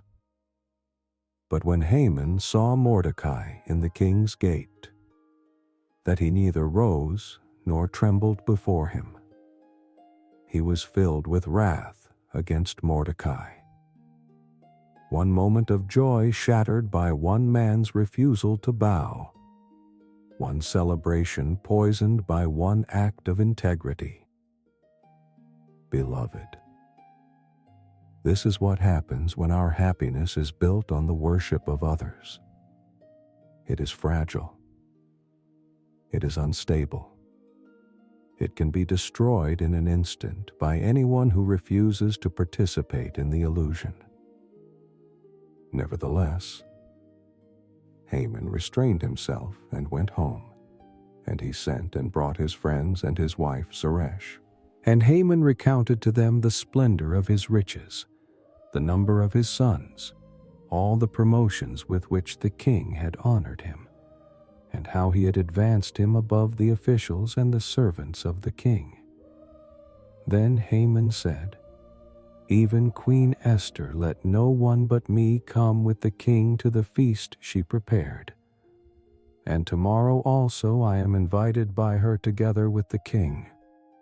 He listed everything, every accomplishment, every honor, every sign of his greatness, trying to rebuild the joy that Mordecai's defiance had stolen. But it did not work. Yet all this is worth nothing to me, so long as I see Mordecai the Jew sitting at the king's gate. Beloved, do you hear the emptiness in those words? Do you feel the tragedy of a man who has everything but finds it all worthless because one person will not bow? This is the prison of pride, dear one. It can never be satisfied. It can never rest. It can always find someone who refuses to worship it, and that refusal becomes an unbearable torment. Then his wife Zeresh and all his friends said to him, "Let a gallows 50 cubits high be made, and in the morning tell the king to have Mordecai hanged upon it. Then go joyfully with the king to the feast." This idea pleased Haman, and he had the gallows made, 50 cubits high, 75 feet tall, a structure so massive, so visible, so terrifying that everyone would see it and know what happened to those who refused to honor Haman. He went to bed that night satisfied, imagining Mordecai's death, planning the words he would say to the king, already tasting the sweetness of revenge. But beloved, while Haman slept, while he dreamed of gallows and glory, God was awake. God was working. God was moving pieces on a board that Haman could not see, preparing a reversal so complete, so stunning, so perfectly timed that it would become one of the most beautiful demonstrations of divine justice in all of Scripture. On that night, the king could not sleep. That night, that specific night, not the night before, not the night after, but that exact night when everything hung in the balance, when Mordecai's life was in danger, when Esther's courage needed one more divine intervention to succeed, the king could not sleep. Beloved, pause here with me. Let this sink into your soul like rain into dry ground. God gave the king insomnia. God kept his eyes open. God made rest impossible, not as punishment, but as protection, not as cruelty, but as kindness. Because sometimes God's greatest mercies come disguised as sleepless nights, and he gave orders to bring the book of memorable deeds, the Chronicles, and they were read before the king. The king did not reach for wine or call for entertainment. He asked for the records, the history, the written accounts of what had happened during his reign. And as the servants read, as the words filled the quiet room, they came to a passage the king had forgotten, a moment that had been buried under 1,000 other days, a deed that had gone unrewarded. And it was found written how Mordecai had told about Bigthan and Teresh, two of the king's eunuchs, who guarded the threshold, and who had sought to lay hands on King Ahasuerus. There it was, Mordecai's name, Mordecai's faithfulness, Mordecai's act of loyalty that had saved the king's life. And the king said, "What honor or distinction has been bestowed on Mordecai for this?" The king's young men who attended him said, "Nothing has been done for him." Nothing. The word hung in the air like an unfinished sentence, like a debt unpaid, like an injustice waiting to be corrected. And the king, unable to sleep, decided that this wrong must be made right, that this oversight must be addressed, that Mordecai must be honored. And the king said, "Who is in the court?" Now Haman had just entered the outer court of the king's palace to speak to the king about having Mordecai hanged on the gallows that he had prepared for him. Beloved, do you see the timing? Do you see the invisible hand? Haman arrived at the palace at the exact moment the king was thinking about honoring Mordecai. He came to ask for Mordecai's death at the precise instant the king was planning Mordecai's reward. This is not coincidence, dear one. This is God. This is the way He works, quietly, perfectly, with a sense of timing so exquisite it makes you want to weep and laugh at the same time. And the king's young men told him, "Haman is there, standing in the court." And the king said, "Let him come in." So Haman came in, and the king said to him, "What should be done to the man whom the king delights to honor?" And Haman said to himself, "Whom would the king delight to honor more than me?" The question echoed in Haman's mind, and his pride answered immediately. Of course the king was thinking about him. Of course this was about honoring Haman. Who else could it be? So Haman said to the king, "For the man whom the king delights to honor, let royal robes be brought, which the king has worn, and the horse that the king has ridden, and on whose head a royal crown is set. And let the robes and the horse be handed over to one of the king's most noble officials. Let them dress the man whom the king delights to honor, and let them lead him on the horse through the square of the city, proclaiming before him, 'Thus shall it be done to the man whom the king delights to honor.'" Haman described a parade fit for royalty, a celebration of honor and glory, imagining himself dressed in the king's robes, riding the king's horse, hearing the proclamation ring through the streets. He could already see it, already feel it, already taste the sweetness of being publicly exalted above everyone else. And then the king said to Haman, "Hurry, take the robes and the horse, as you have said, and do so to Mordecai the Jew, who sits at the king's gate. Leave out nothing that you have mentioned." Beloved, can you imagine the way those words must have hit Haman like a physical blow? Can you feel the way his stomach must have dropped? The way his face must have gone pale? The way everything he had just imagined for himself was suddenly being given to the man he hated most? So Haman took the robes and the horse, and he dressed Mordecai and led him through the square of the city, proclaiming before him, "Thus shall it be done to the man whom the king delights to honor." Every step was agony. Every word was poison.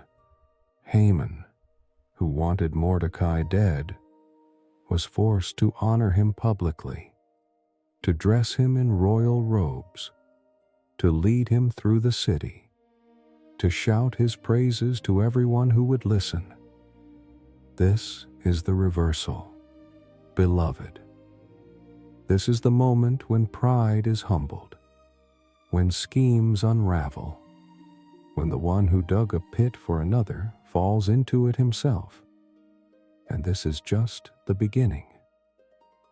Then Mordecai returned to the king's gate, but Haman hurried to his house, mourning and with his head covered. And Haman told his wife Zeresh and all his friends everything that had happened to him. Then his wise men and his wife Zeresh said to him, "If Mordecai, before whom you have begun to fall, is of the Jewish people, you will not overcome him, but will surely fall before him." Even Haman's own advisers, even his own wife, saw what was coming. They recognized that the tide had turned, that the hand of God was against him, that he was fighting a battle he could never win. While they were yet talking with him, the king's eunuchs arrived and hurried to bring Haman to the feast that Esther had prepared.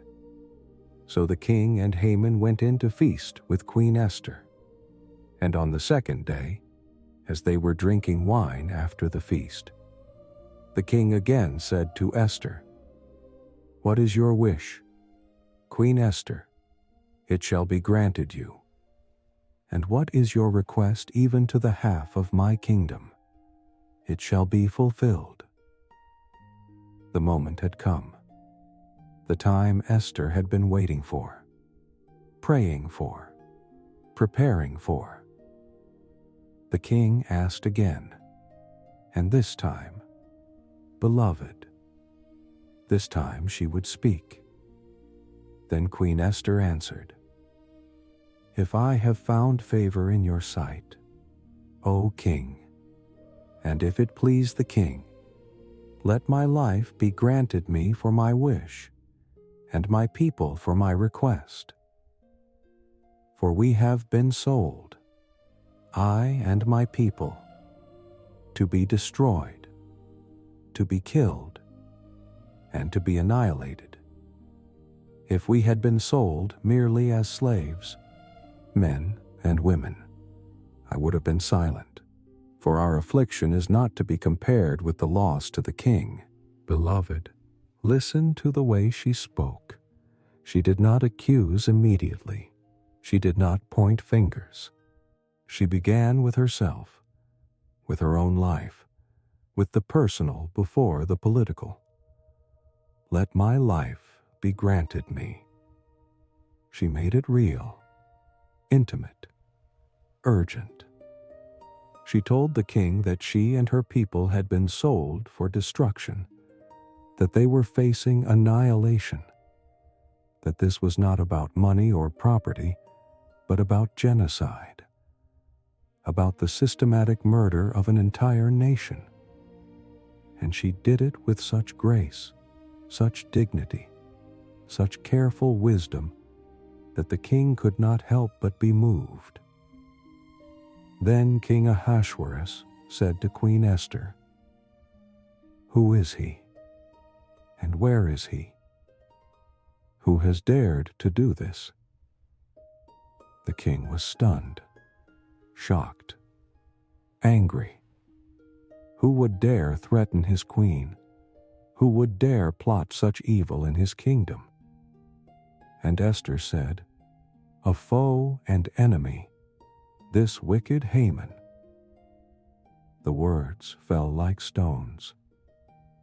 The accusation hung in the air. And then Haman was terrified before the king and the queen. The man who had walked into this banquet confident, proud, still imagining himself honored, suddenly found himself exposed, named, revealed as the enemy, the plotter, the one who had manipulated the king and endangered the queen. Then the king arose in his wrath from the wine drinking and went into the palace garden. But Haman stayed to beg for his life from Queen Esther, for he saw that harm was determined against him by the king. The king walked away, too angry to speak, too overwhelmed to decide immediately what to do. And Haman, terrified, desperate, knowing his life hung by a thread, threw himself at Esther's mercy. And as the king returned from the palace garden to the place where they were drinking wine, Haman had fallen on the couch where Esther was. And the king said, "Will he even assault the queen in my presence, in my own house?" As the word left the mouth of the king, they covered Haman's face. It was over. In that moment, it was over. Haman's fate was sealed. Then Harbona, one of the eunuchs in attendance on the king, said, "Moreover, the gallows that Haman has prepared for Mordecai, whose word saved the king, is standing at Haman's house, 50 cubits high." And the king said, "Hang him on that." So they hanged Haman on the gallows that he had prepared for Mordecai, the gallows he built, the trap he set. The death he planned for another became his own. This is not revenge, beloved. This is justice. This is the way God's universe works. Do not be deceived, Scripture says. God is not mocked. Whatever a man sows, that he will also reap. Haman sowed hatred, and he reaped destruction.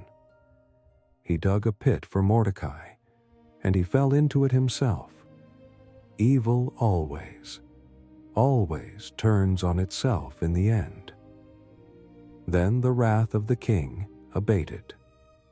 The storm passed. The threat was gone. The enemy was defeated. And Esther and Mordecai, who had been in danger, who had faced death, who had risked everything, were safe. But beloved, this was not just about them. This was about an entire people. This was about a nation that had been fasting, praying, weeping, waiting for deliverance. And now, the deliverance was beginning to unfold. Beloved, take a slow, deep breath here. Let your soul rest in this moment. Let yourself feel the weight lifting, the tension releasing, the fear dissolving like morning mist in the sun. This is what God does. This is how He works. He turns the tables. He reverses the schemes. He brings down the proud and lifts up the humble. He gives sleepless nights to kings so that forgotten deeds can be remembered. He positions orphan girls in palaces so that nations can be saved. He walks with His people through the darkest valleys and then leads them out into the light, victorious, delivered, held safely in His faithful hands.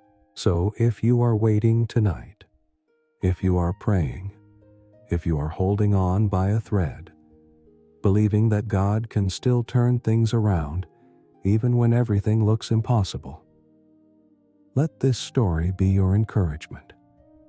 Let it be your reminder that God is always working, even when you cannot see it, even when the night is long, even when the enemy seems strong. He is weaving your deliverance. He is preparing your vindication. He is moving pieces you cannot see, opening doors you did not know existed, working all things together for your good and His glory. And the morning is coming. Beloved, the reversal is near. The sleepless night is about to give way to the most beautiful dawn. Rest in Him. Trust in Him. He has never failed, and He will not fail you now. Amen. Chapter 5. No more tears, but a silent victory. Beloved, we have walked through the darkness together, through the fear and the fasting, through the sleepless night and the stunning reversal. And now we arrive at the place where tears turn to joy, where mourning becomes dancing, where the threat of death gives way to the promise of life.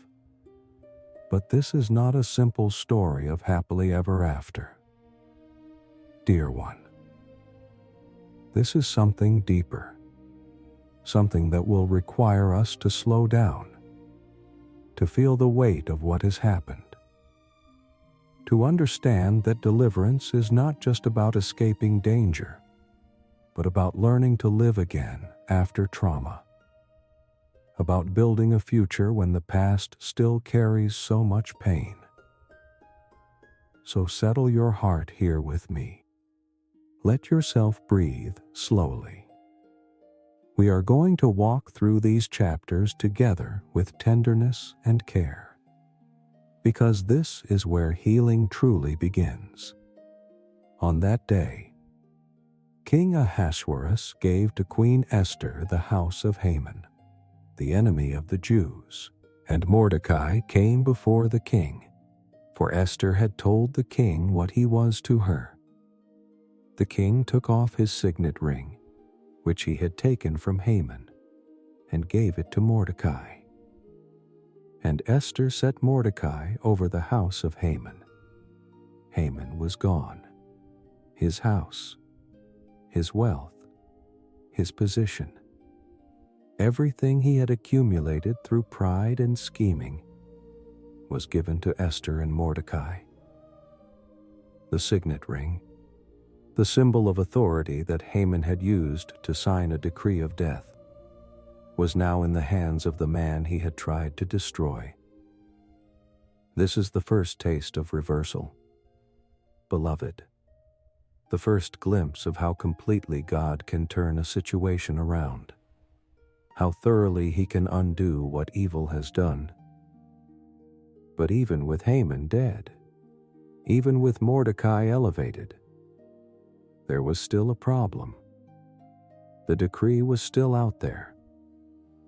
The law that had been written in the king's name, sealed with his ring, sent to every province, commanding the destruction of all Jews on a specific day. That law could not be undone. According to the laws of the Medes and Persians, once a royal decree was issued, it could not be revoked, not even by the king himself. And so the sword still hung over the Jewish people. The date still approached, and the fear still lived in every heart that had heard the original edict. Then Esther spoke again to the king. She fell at his feet and wept and pleaded with him to avert the evil plan of Haman the Agagite and the plot that he had devised against the Jews. Esther had already risked her life once. She had already spoken up, already revealed her identity, already seen Haman fall. But she did not stop there. She came back. She fell at the king's feet. She wept. She pleaded. Because it was not enough that the enemy was gone. It was not enough that she and Mordecai were safe. Her people were still in danger, and she would not rest until they were delivered. Beloved, take a moment here. Let yourself feel the persistence of Esther's love. She could have stopped after Haman's death. She could have said, "I've done my part. I risked everything. Now, I'm safe." But she didn't. She kept going. She kept fighting. She kept pleading. Because love does not stop when the immediate threat is removed. Love keeps working, keeps praying, keeps interceding until everyone it loves is safe. And this, dear one, is the kind of love God has for you. He does not stop halfway. He does not leave you partially delivered.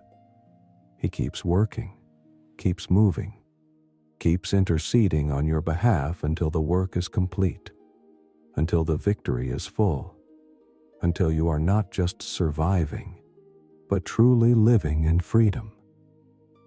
Then the king held out the golden scepter to Esther, and Esther rose and stood before the king. And she said, "If it please the king, and if I have found favor in his sight, and if the thing seems right before the king, and I am pleasing in his eyes, let an order be written to revoke the letters devised by Haman the Agagite, the son of Hammedatha, which he wrote to destroy the Jews who are in all the provinces of the king. For how can I bear to see the calamity that is coming to my people, or how can I bear to see the destruction of my kindred? Listen to her words, beloved. Listen to the love that pours through them. How can I bear to see the calamity that is coming to my people?" She could not. She would not. Her heart was so bound to her people that their suffering was her suffering, their danger was her danger, and she would use every ounce of influence she had to protect them. Then King Ahasuerus said to Queen Esther and to Mordecai the Jew, "Behold, I have given Esther the house of Haman, and they have hanged him on the gallows, because he intended to lay hands on the Jews. But you may write as you please with regard to the Jews, in the name of the king, and seal it with the king's signet ring, for an edict written in the name of the king and sealed with the king's signet ring cannot be revoked." The king could not undo the first decree, but he could issue a second one. He could write a new law that would stand alongside the old one, a law that would give the Jews the right to defend themselves, to fight back, to protect their lives when the day of attack came. This is not the way we would have written the story, beloved. We would have preferred that the first decree simply disappear, that the threat be erased as if it had never existed. But sometimes, God's deliverance does not erase the memory of danger. Sometimes it does not remove the scars. Sometimes it simply gives us the strength, the authority, the permission to stand and fight. The king's scribes were summoned at that time, in the 3rd month, which is the month of Sivan, on the 23rd day, and an edict was written, according to all that Mordecai commanded concerning the Jews, to the satraps and the governors and the officials of the provinces from India to Ethiopia, 127 provinces, to each province in its own script and to each people in its own language, and also to the Jews in their script and their language. And he wrote in the name of King Ahasuerus and sealed it with the king's signet ring. Then he sent the letters by mounted couriers riding on swift horses that were used in the king's service, bred from the royal stud. In these letters, the king allowed the Jews who were in every city to gather and defend their lives, to destroy, to kill, and to annihilate any armed force of any people or province that might attack them, children and women included, and to plunder their goods. On one day throughout all the provinces of King Ahasuerus, on the 13th day of the 12th month, which is the month of Adar. The new decree went out with the same authority as the first. It traveled on swift horses, carried by couriers who hurried to every corner of the empire, and wherever it arrived, hope began to grow. The Jewish people, who had been weeping and fasting, who had been sitting in sackcloth and ashes, who had been waiting for death, now heard a different message. They heard that they had permission to defend themselves, that they were not helpless, that when the day came, they could stand and fight and protect their families. This did not erase the trauma, beloved. It did not undo the months of fear, but it gave them something they desperately needed: the right to resist, the authority to protect, the promise that they would not face this threat alone and unarmed.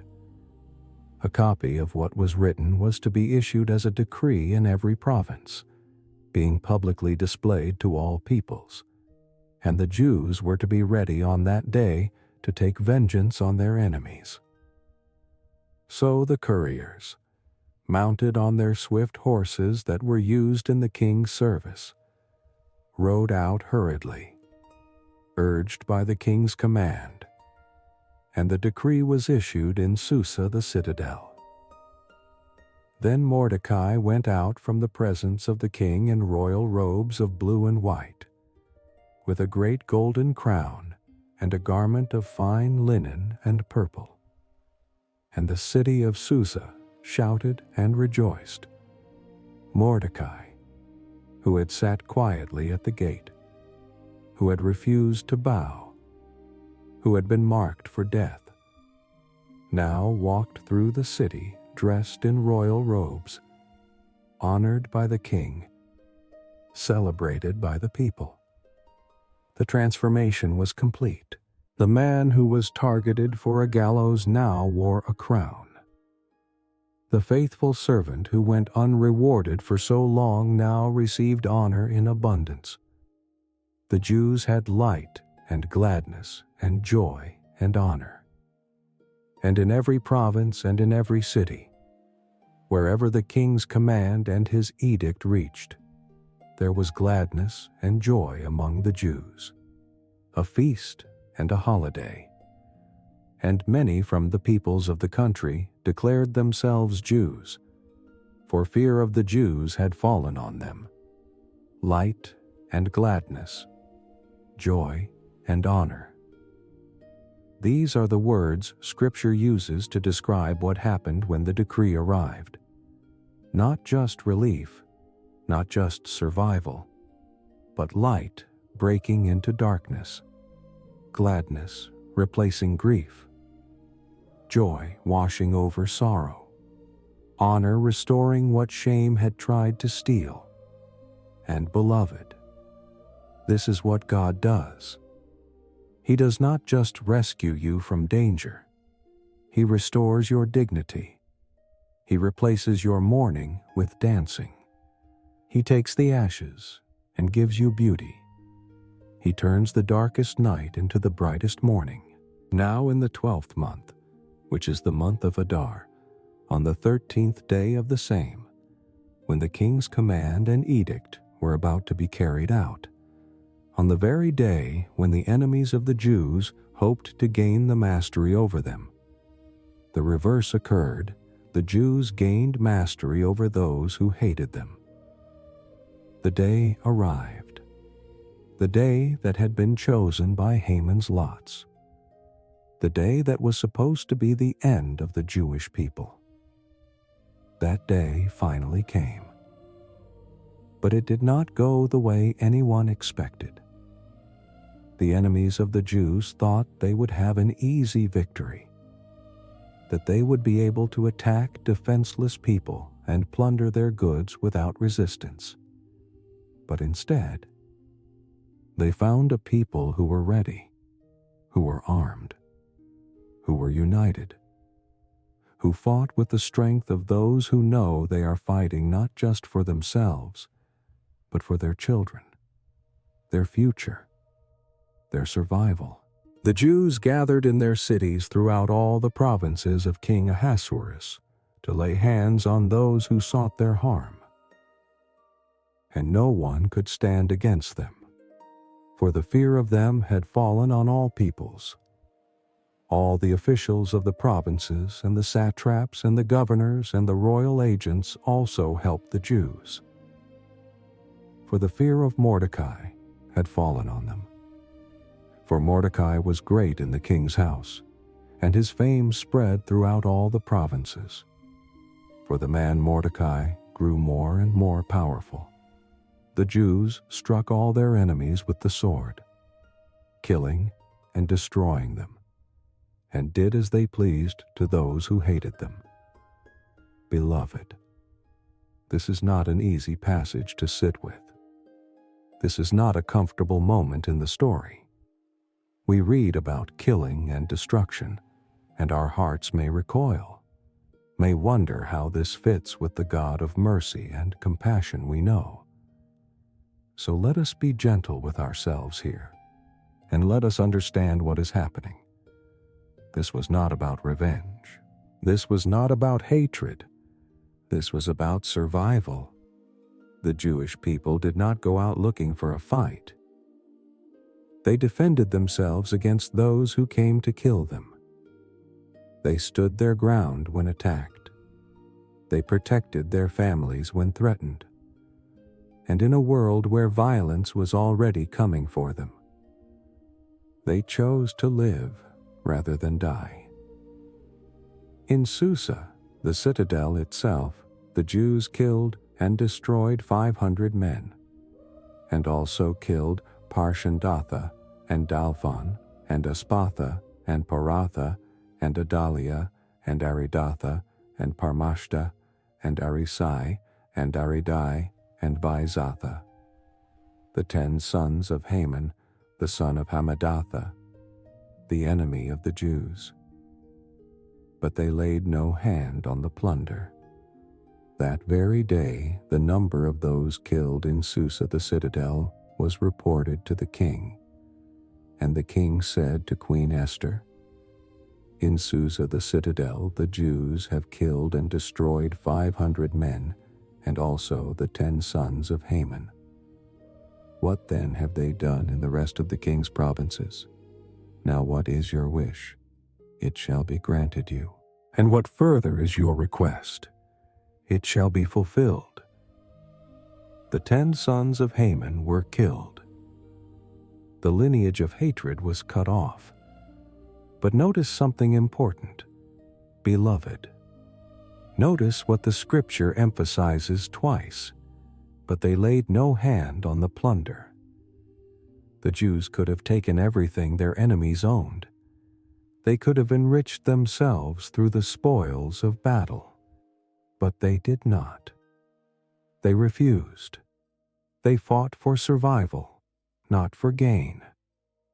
They defended their lives, not to become wealthy, but to remain alive. And this, dear one, this is what sets apart the righteous from the wicked. The wicked fight for power, for wealth, for domination. The righteous fight for life, for protection, for the right to exist in peace. Victory for God's people is never about greed. It is always about preservation, about justice, about the triumph of life over death. And Esther said, "If it please the king, let the Jews who are in Susa be allowed tomorrow also to do according to this day's edict, and let the 10 sons of Haman be hanged on the gallows." So the king commanded this to be done. A decree was issued in Susa, and the 10 sons of Haman were hanged. The Jews who were in Susa gathered also on the 14th day of the month of Adar, and they killed 300 men in Susa. But they laid no hand on the plunder. Again, the emphasis. Again, the repetition. They did not plunder. They did not take. They simply defended themselves and then stopped. This was not a crusade. This was not conquest. This was a people standing their ground when attacked. And then, when the threat was gone, choosing to live in peace rather than continuing in violence. Now the rest of the Jews who were in the king's provinces also gathered to defend their lives, and got relief from their enemies, and killed 75,000 of those who hated them. But they laid no hand on the plunder. This was on the 13th day of the month of Adar, and on the 14th day they rested and made that a day of feasting and gladness. 75,000 enemies fell. 75,000 people who came to destroy the Jews were themselves destroyed. and then, beloved. Then the fighting stopped. The Jews rested. They did not continue the battle. They did not seek more. They simply stopped, breathed, and turned the day into a celebration. They made a feast. They found gladness. They chose joy. But the Jews who were in Susa gathered on the 13th day and on the 14th, and rested on the 15th day, making that a day of feasting and gladness. Therefore the Jews of the villages, who live in the rural towns, hold the 14th day of the month of Adar as a day for gladness and feasting, as a holiday, and as a day on which they send gifts of food to one another.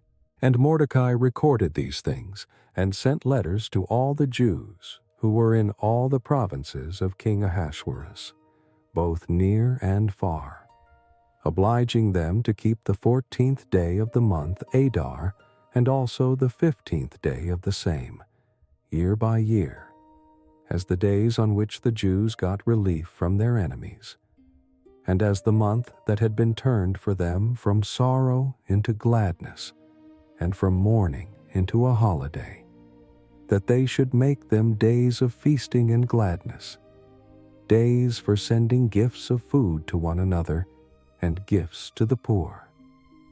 Beloved, this is where the story becomes so tender, so beautiful, so full of the kind of wisdom that only comes from walking through deep sorrow and emerging on the other side. Mordecai did not say, "Let us remember this day as a day of battle. Let us remember how many enemies we killed. Let us celebrate our military victory."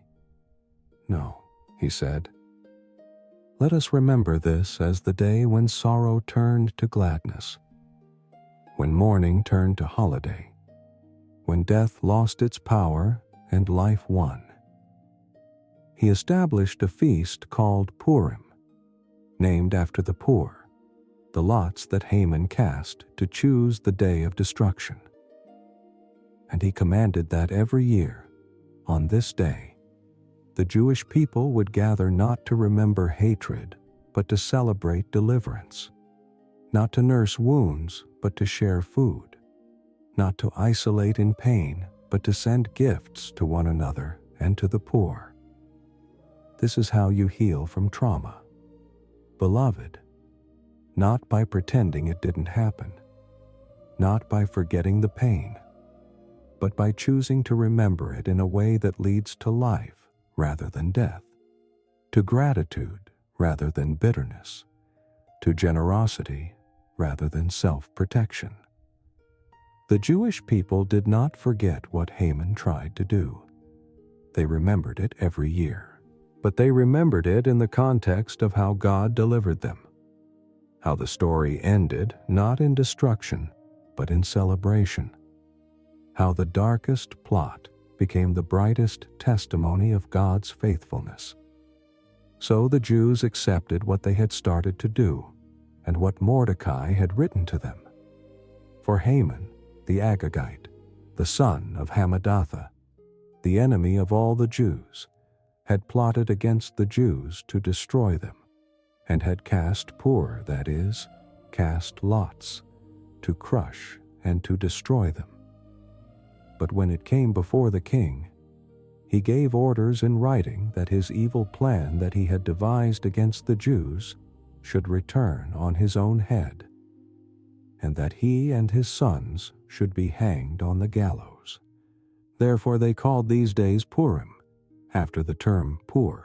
Therefore, because of all that was written in this letter, and of what they had faced in this matter, and of what had happened to them, the Jews firmly obligated themselves and their offspring and all who joined them, that without fail they would keep these 2 days according to what was written and at the time appointed every year, that these days should be remembered and kept throughout every generation, in every clan, province, and city, and that these days of Purim should never fall into disuse among the Jews, nor should the commemoration of these days cease among their descendants.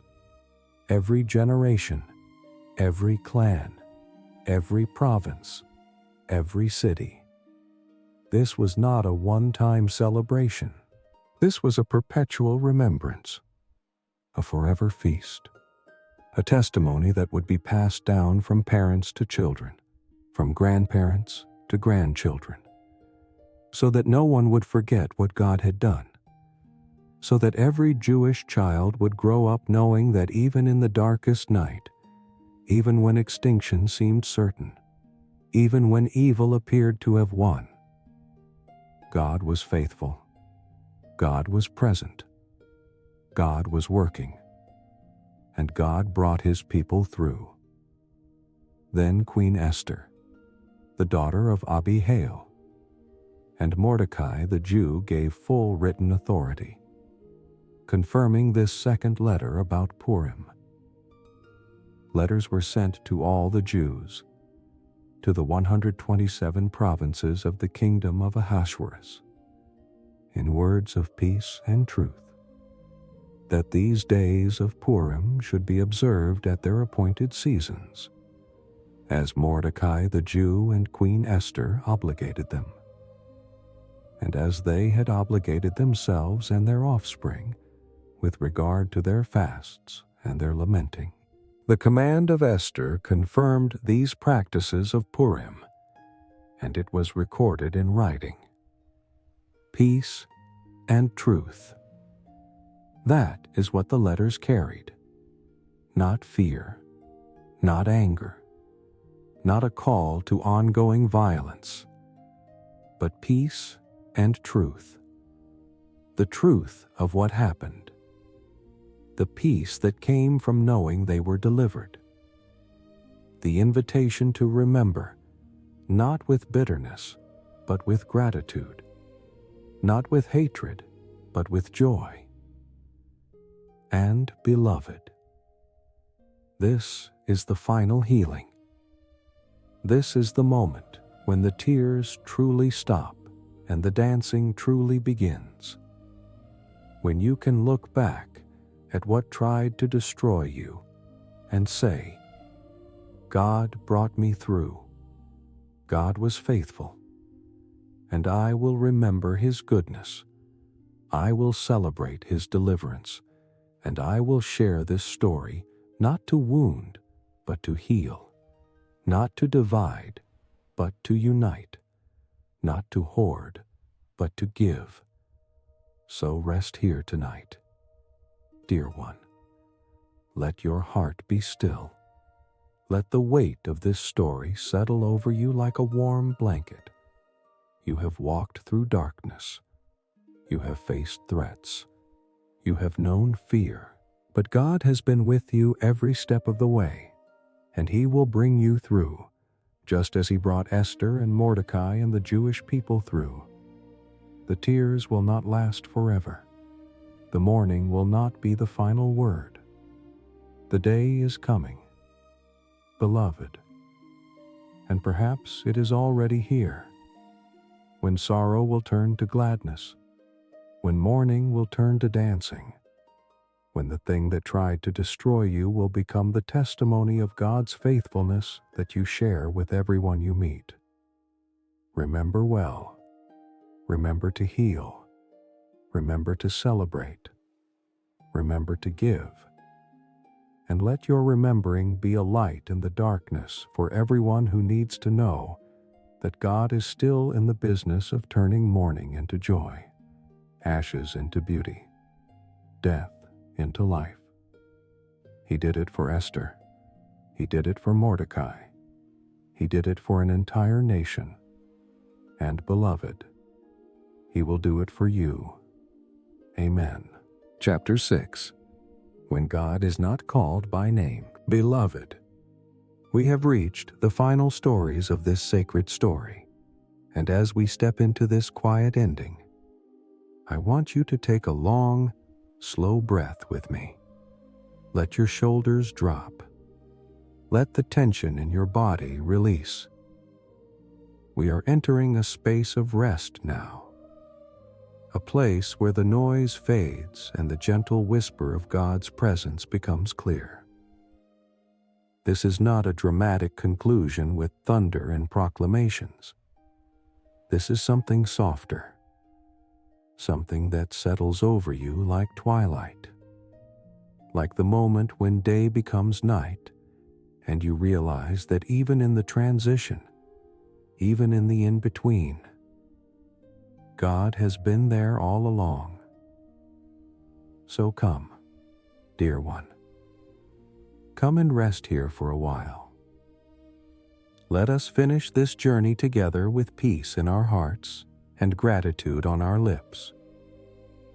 King Ahasuerus imposed tax on the land and on the coastlands of the sea, and all the acts of his power and might, and the full account of the high honor of Mordecai, to which the king advanced him.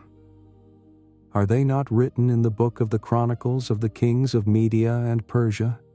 For Mordecai, the Jew, was second in rank to King Ahasuerus, and he was great among the Jews and popular with the multitude of his brothers. For he sought the welfare of his people and spoke peace to all his people. This is how the story ends, beloved. Not with a grand battle or a miraculous intervention that everyone could see and point to and say, "Look, there is the hand of God." But with a simple statement.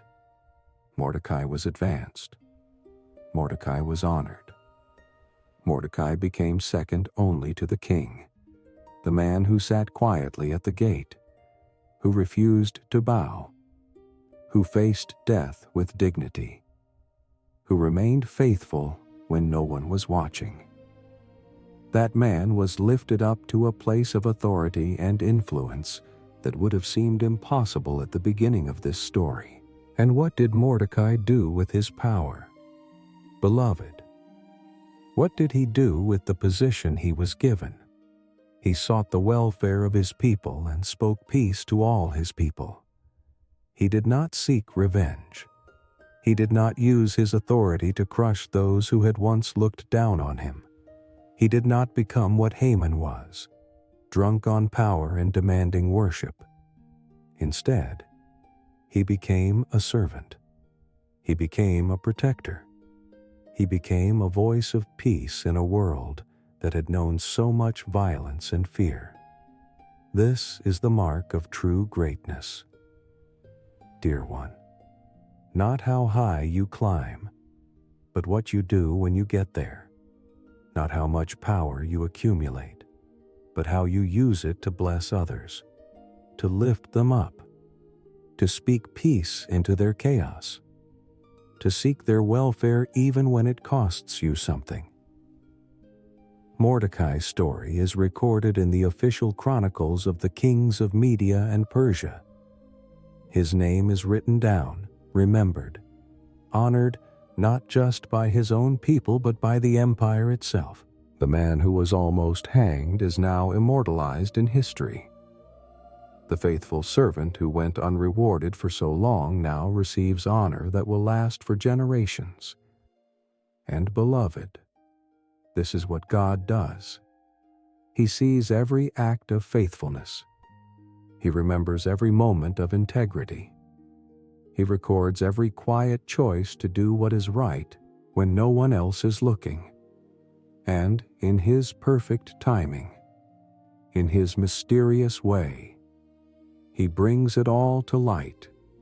He honors what the world overlooked. He lifts up what the world tried to push down.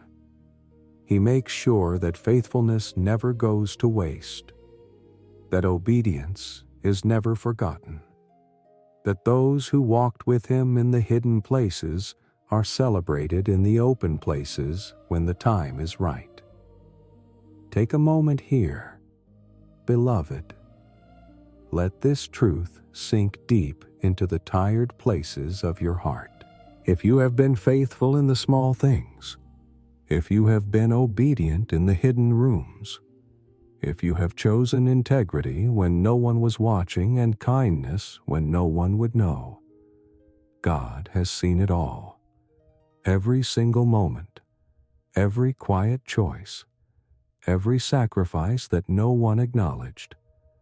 He has written it down in His book, and He will honor it. Maybe not today, maybe not tomorrow, maybe not in the timeline you would have chosen. But beloved, it will come. The reward will come. The recognition will come. Not because you deserve it or earned it, but because God is faithful, and He keeps His promises, and He never forgets those who love Him and walk in His ways. But beloved, as we close this book, as we turn the final page and let the story settle into our hearts, there is something we must pause and notice. Something so profound, it will change the way you see everything. This entire story, from beginning to end, never once mentions the name of God. Not once. In a book filled with prayers and fasting, with deliverance and miracles of timing, with reversals so stunning they could only come from a divine hand, God's name is never spoken. Not by Mordecai, not by Esther, not by the narrator, not even once. Let that sink in for a moment. Dear one, take a slow breath and let yourself feel the weight of this truth. In a story where God was so clearly present, where His fingerprints were on every detail, where His providence was woven through every event, His name was never mentioned. And this is not an accident. This is not an oversight. This is intentional. This is a gift. Because the Book of Esther is teaching us something that our souls desperately need to understand. God does not need to be named to be present. He does not need to be seen to be working. He does not need to announce Himself with thunder and fire for His faithfulness to be real and His love to be sure. Beloved, how many times have you felt like God was absent because you could not hear His voice? How many seasons have you walked through where you prayed and fasted and cried out and heard only silence in return? And you wondered if He had forgotten you, if He had turned away, if you were walking alone. How many nights have you lain awake, staring at the ceiling, whispering prayers into the darkness and hearing nothing but your own echo? How many times have you said, God, where are you? Why won't you speak to me? Why do I feel so alone? The Book of Esther is God's tender answer to that question.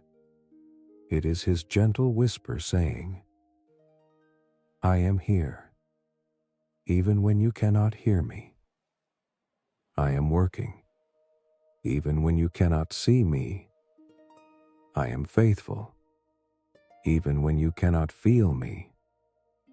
My name may not be on your lips, but my hand is upon your life, and I will never, ever let you go. Think about it. Beloved, think about how many times in this story God showed up without being named. When Vashti was removed and Esther was brought in, that was God. When Mordecai happened to overhear a plot against the king, that was God. When the king could not sleep on that specific night and asked for the chronicles to be read, that was God. When Haman arrived at the palace at the exact moment the king was thinking about honoring Mordecai, that was God. When Esther found favor every time she needed it, when the timing was always perfect, When the reversals were so complete, they seemed scripted. That was God. God. God. Over and over and over again. Moving in ways so subtle that most people missed him, but so powerful that the entire course of history was changed. This is how God often works in our lives, dear one. Not in the loud moments, not in the spectacular displays, but in the quiet coincidences, in the unexpected opportunities, in the doors that open when you thought everything was closed, in the people who show up at just the right time, in the thoughts that come to you in the middle of the night, in the peace that settles over you when nothing has changed, but suddenly everything feels different. God is there. God is moving. God is speaking. Even when you do not hear his voice, even when you do not see his face, even when his name never crosses your lips, because you are too tired or too hurt or too confused to even know what to pray. The psalmist says, "Where shall I go from your spirit? Or where shall I flee from your presence if I ascend to heaven?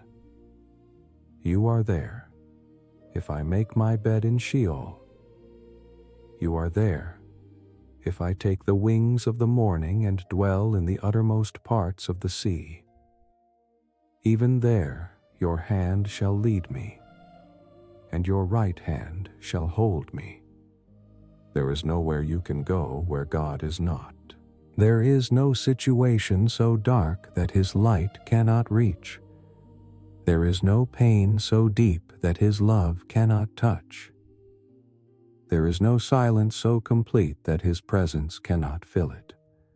He is always there, beloved, always working, always loving, always faithful, and sometimes, dear one, sometimes the seasons when God feels most absent are actually the seasons when he is doing his deepest work. Sometimes the silence is not abandonment, but invitation, not distance, but intimacy, not God pulling away, but God drawing so close that words are no longer necessary. Think about the closest relationships in your life. Think about the people you love most deeply. There are moments with them when you do not need to speak, when you can sit together in silence and feel more connected than you ever do with words. That is what God is offering you in the hidden seasons, in the quiet times, in the moments when his name is not on your lips, but his presence fills your soul. Esther never prayed out loud in this book, but she fasted for 3 days. Mordecai never called on God's name, but he mourned in sackcloth and ashes. The Jewish people never shouted hallelujah, but they trusted that deliverance would come from somewhere, somehow, because their God had never failed them before, and he would not start now. This is faith in the dark. Beloved, this is trust when you cannot see. This is holding on when you have no proof, no sign, no voice from heaven, just a quiet knowing deep in your spirit that says, he is here, he is faithful, and he will see me through. And dear one, if you are in a season right now where God feels silent, where you have been praying and fasting and crying out and hearing nothing in return, let this story wrap around you like a warm blanket. Let it whisper to your weary heart that silence is not absence. Let it remind you that the God who saved Esther without speaking is the same God who is saving you right now. Even if you cannot see it yet, even if his name has not been on your lips because you have been too overwhelmed to even form the words, he is there. He is working.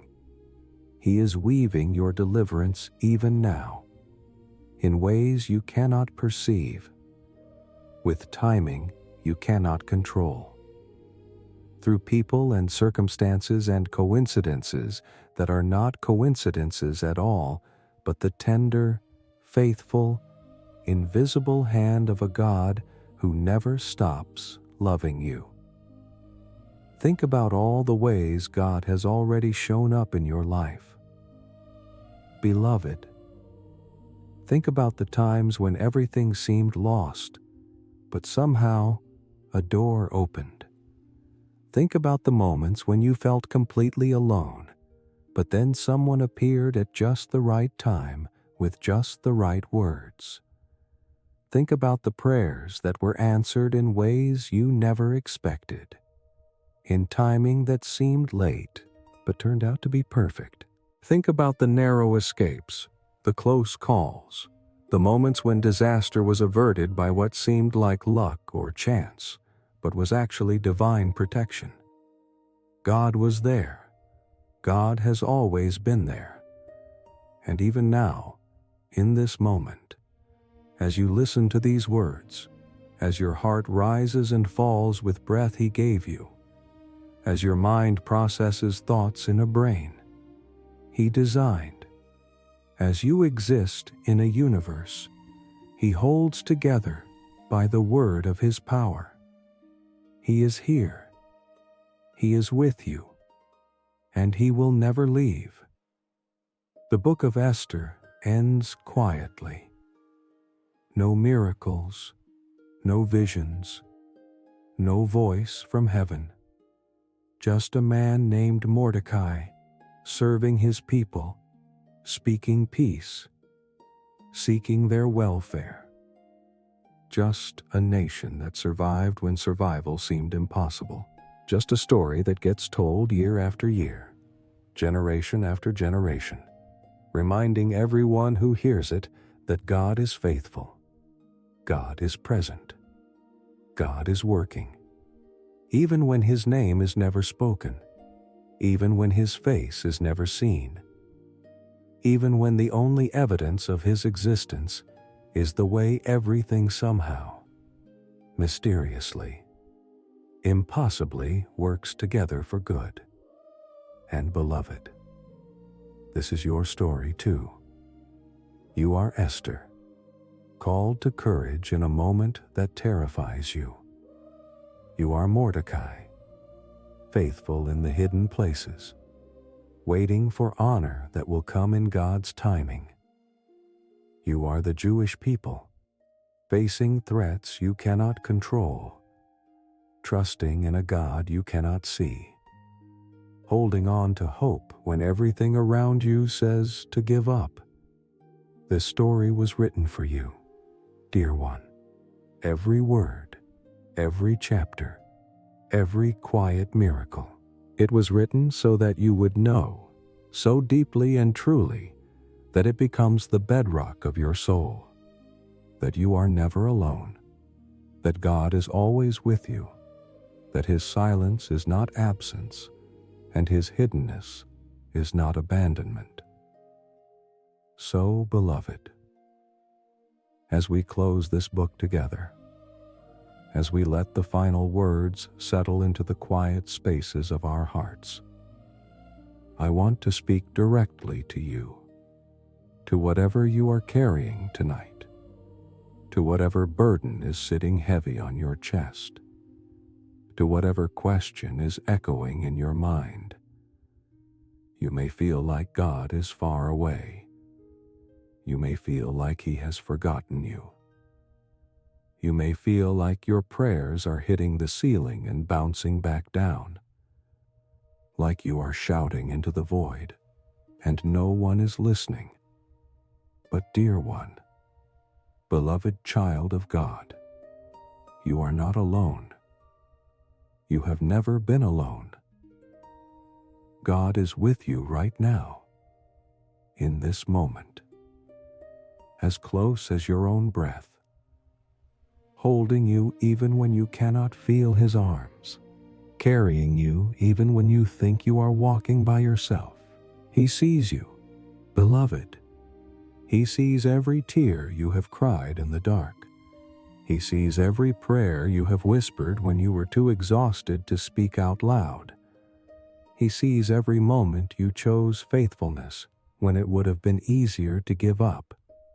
He sees every time you took another step forward, even though you could not see the path. He sees every act of love, every sacrifice, every kindness, every moment of courage, when your knees were shaking and your heart was breaking, but you kept going anyway. And He is recording it all. Beloved, He is writing it down in the book of remembrance. He is treasuring every moment. And in His perfect timing, in His mysterious way, He will honor it.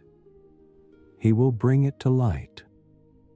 He will make sure that your faithfulness was not in vain, that your obedience was not wasted, that every hard step you took was leading you somewhere beautiful, even if you cannot see it yet.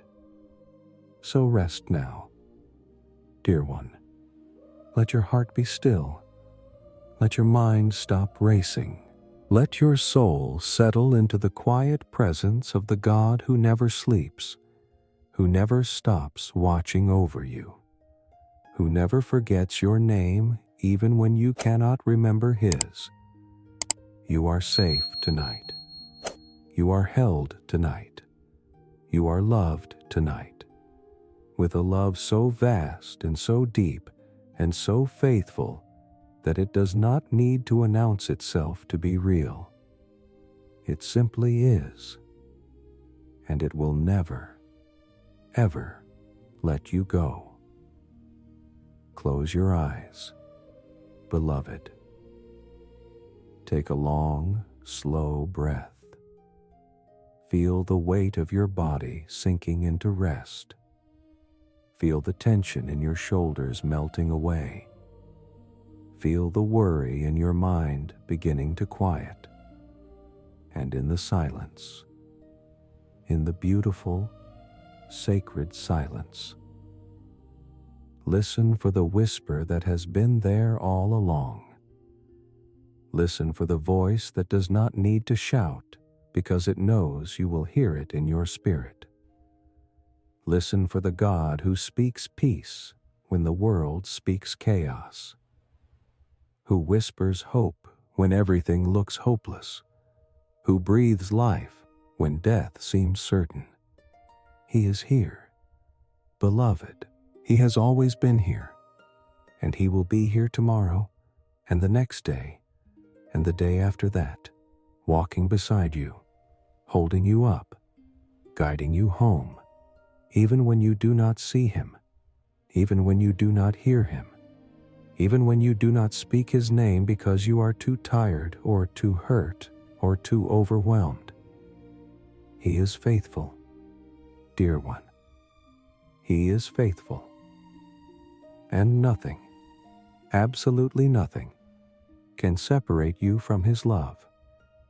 So sleep now, beloved.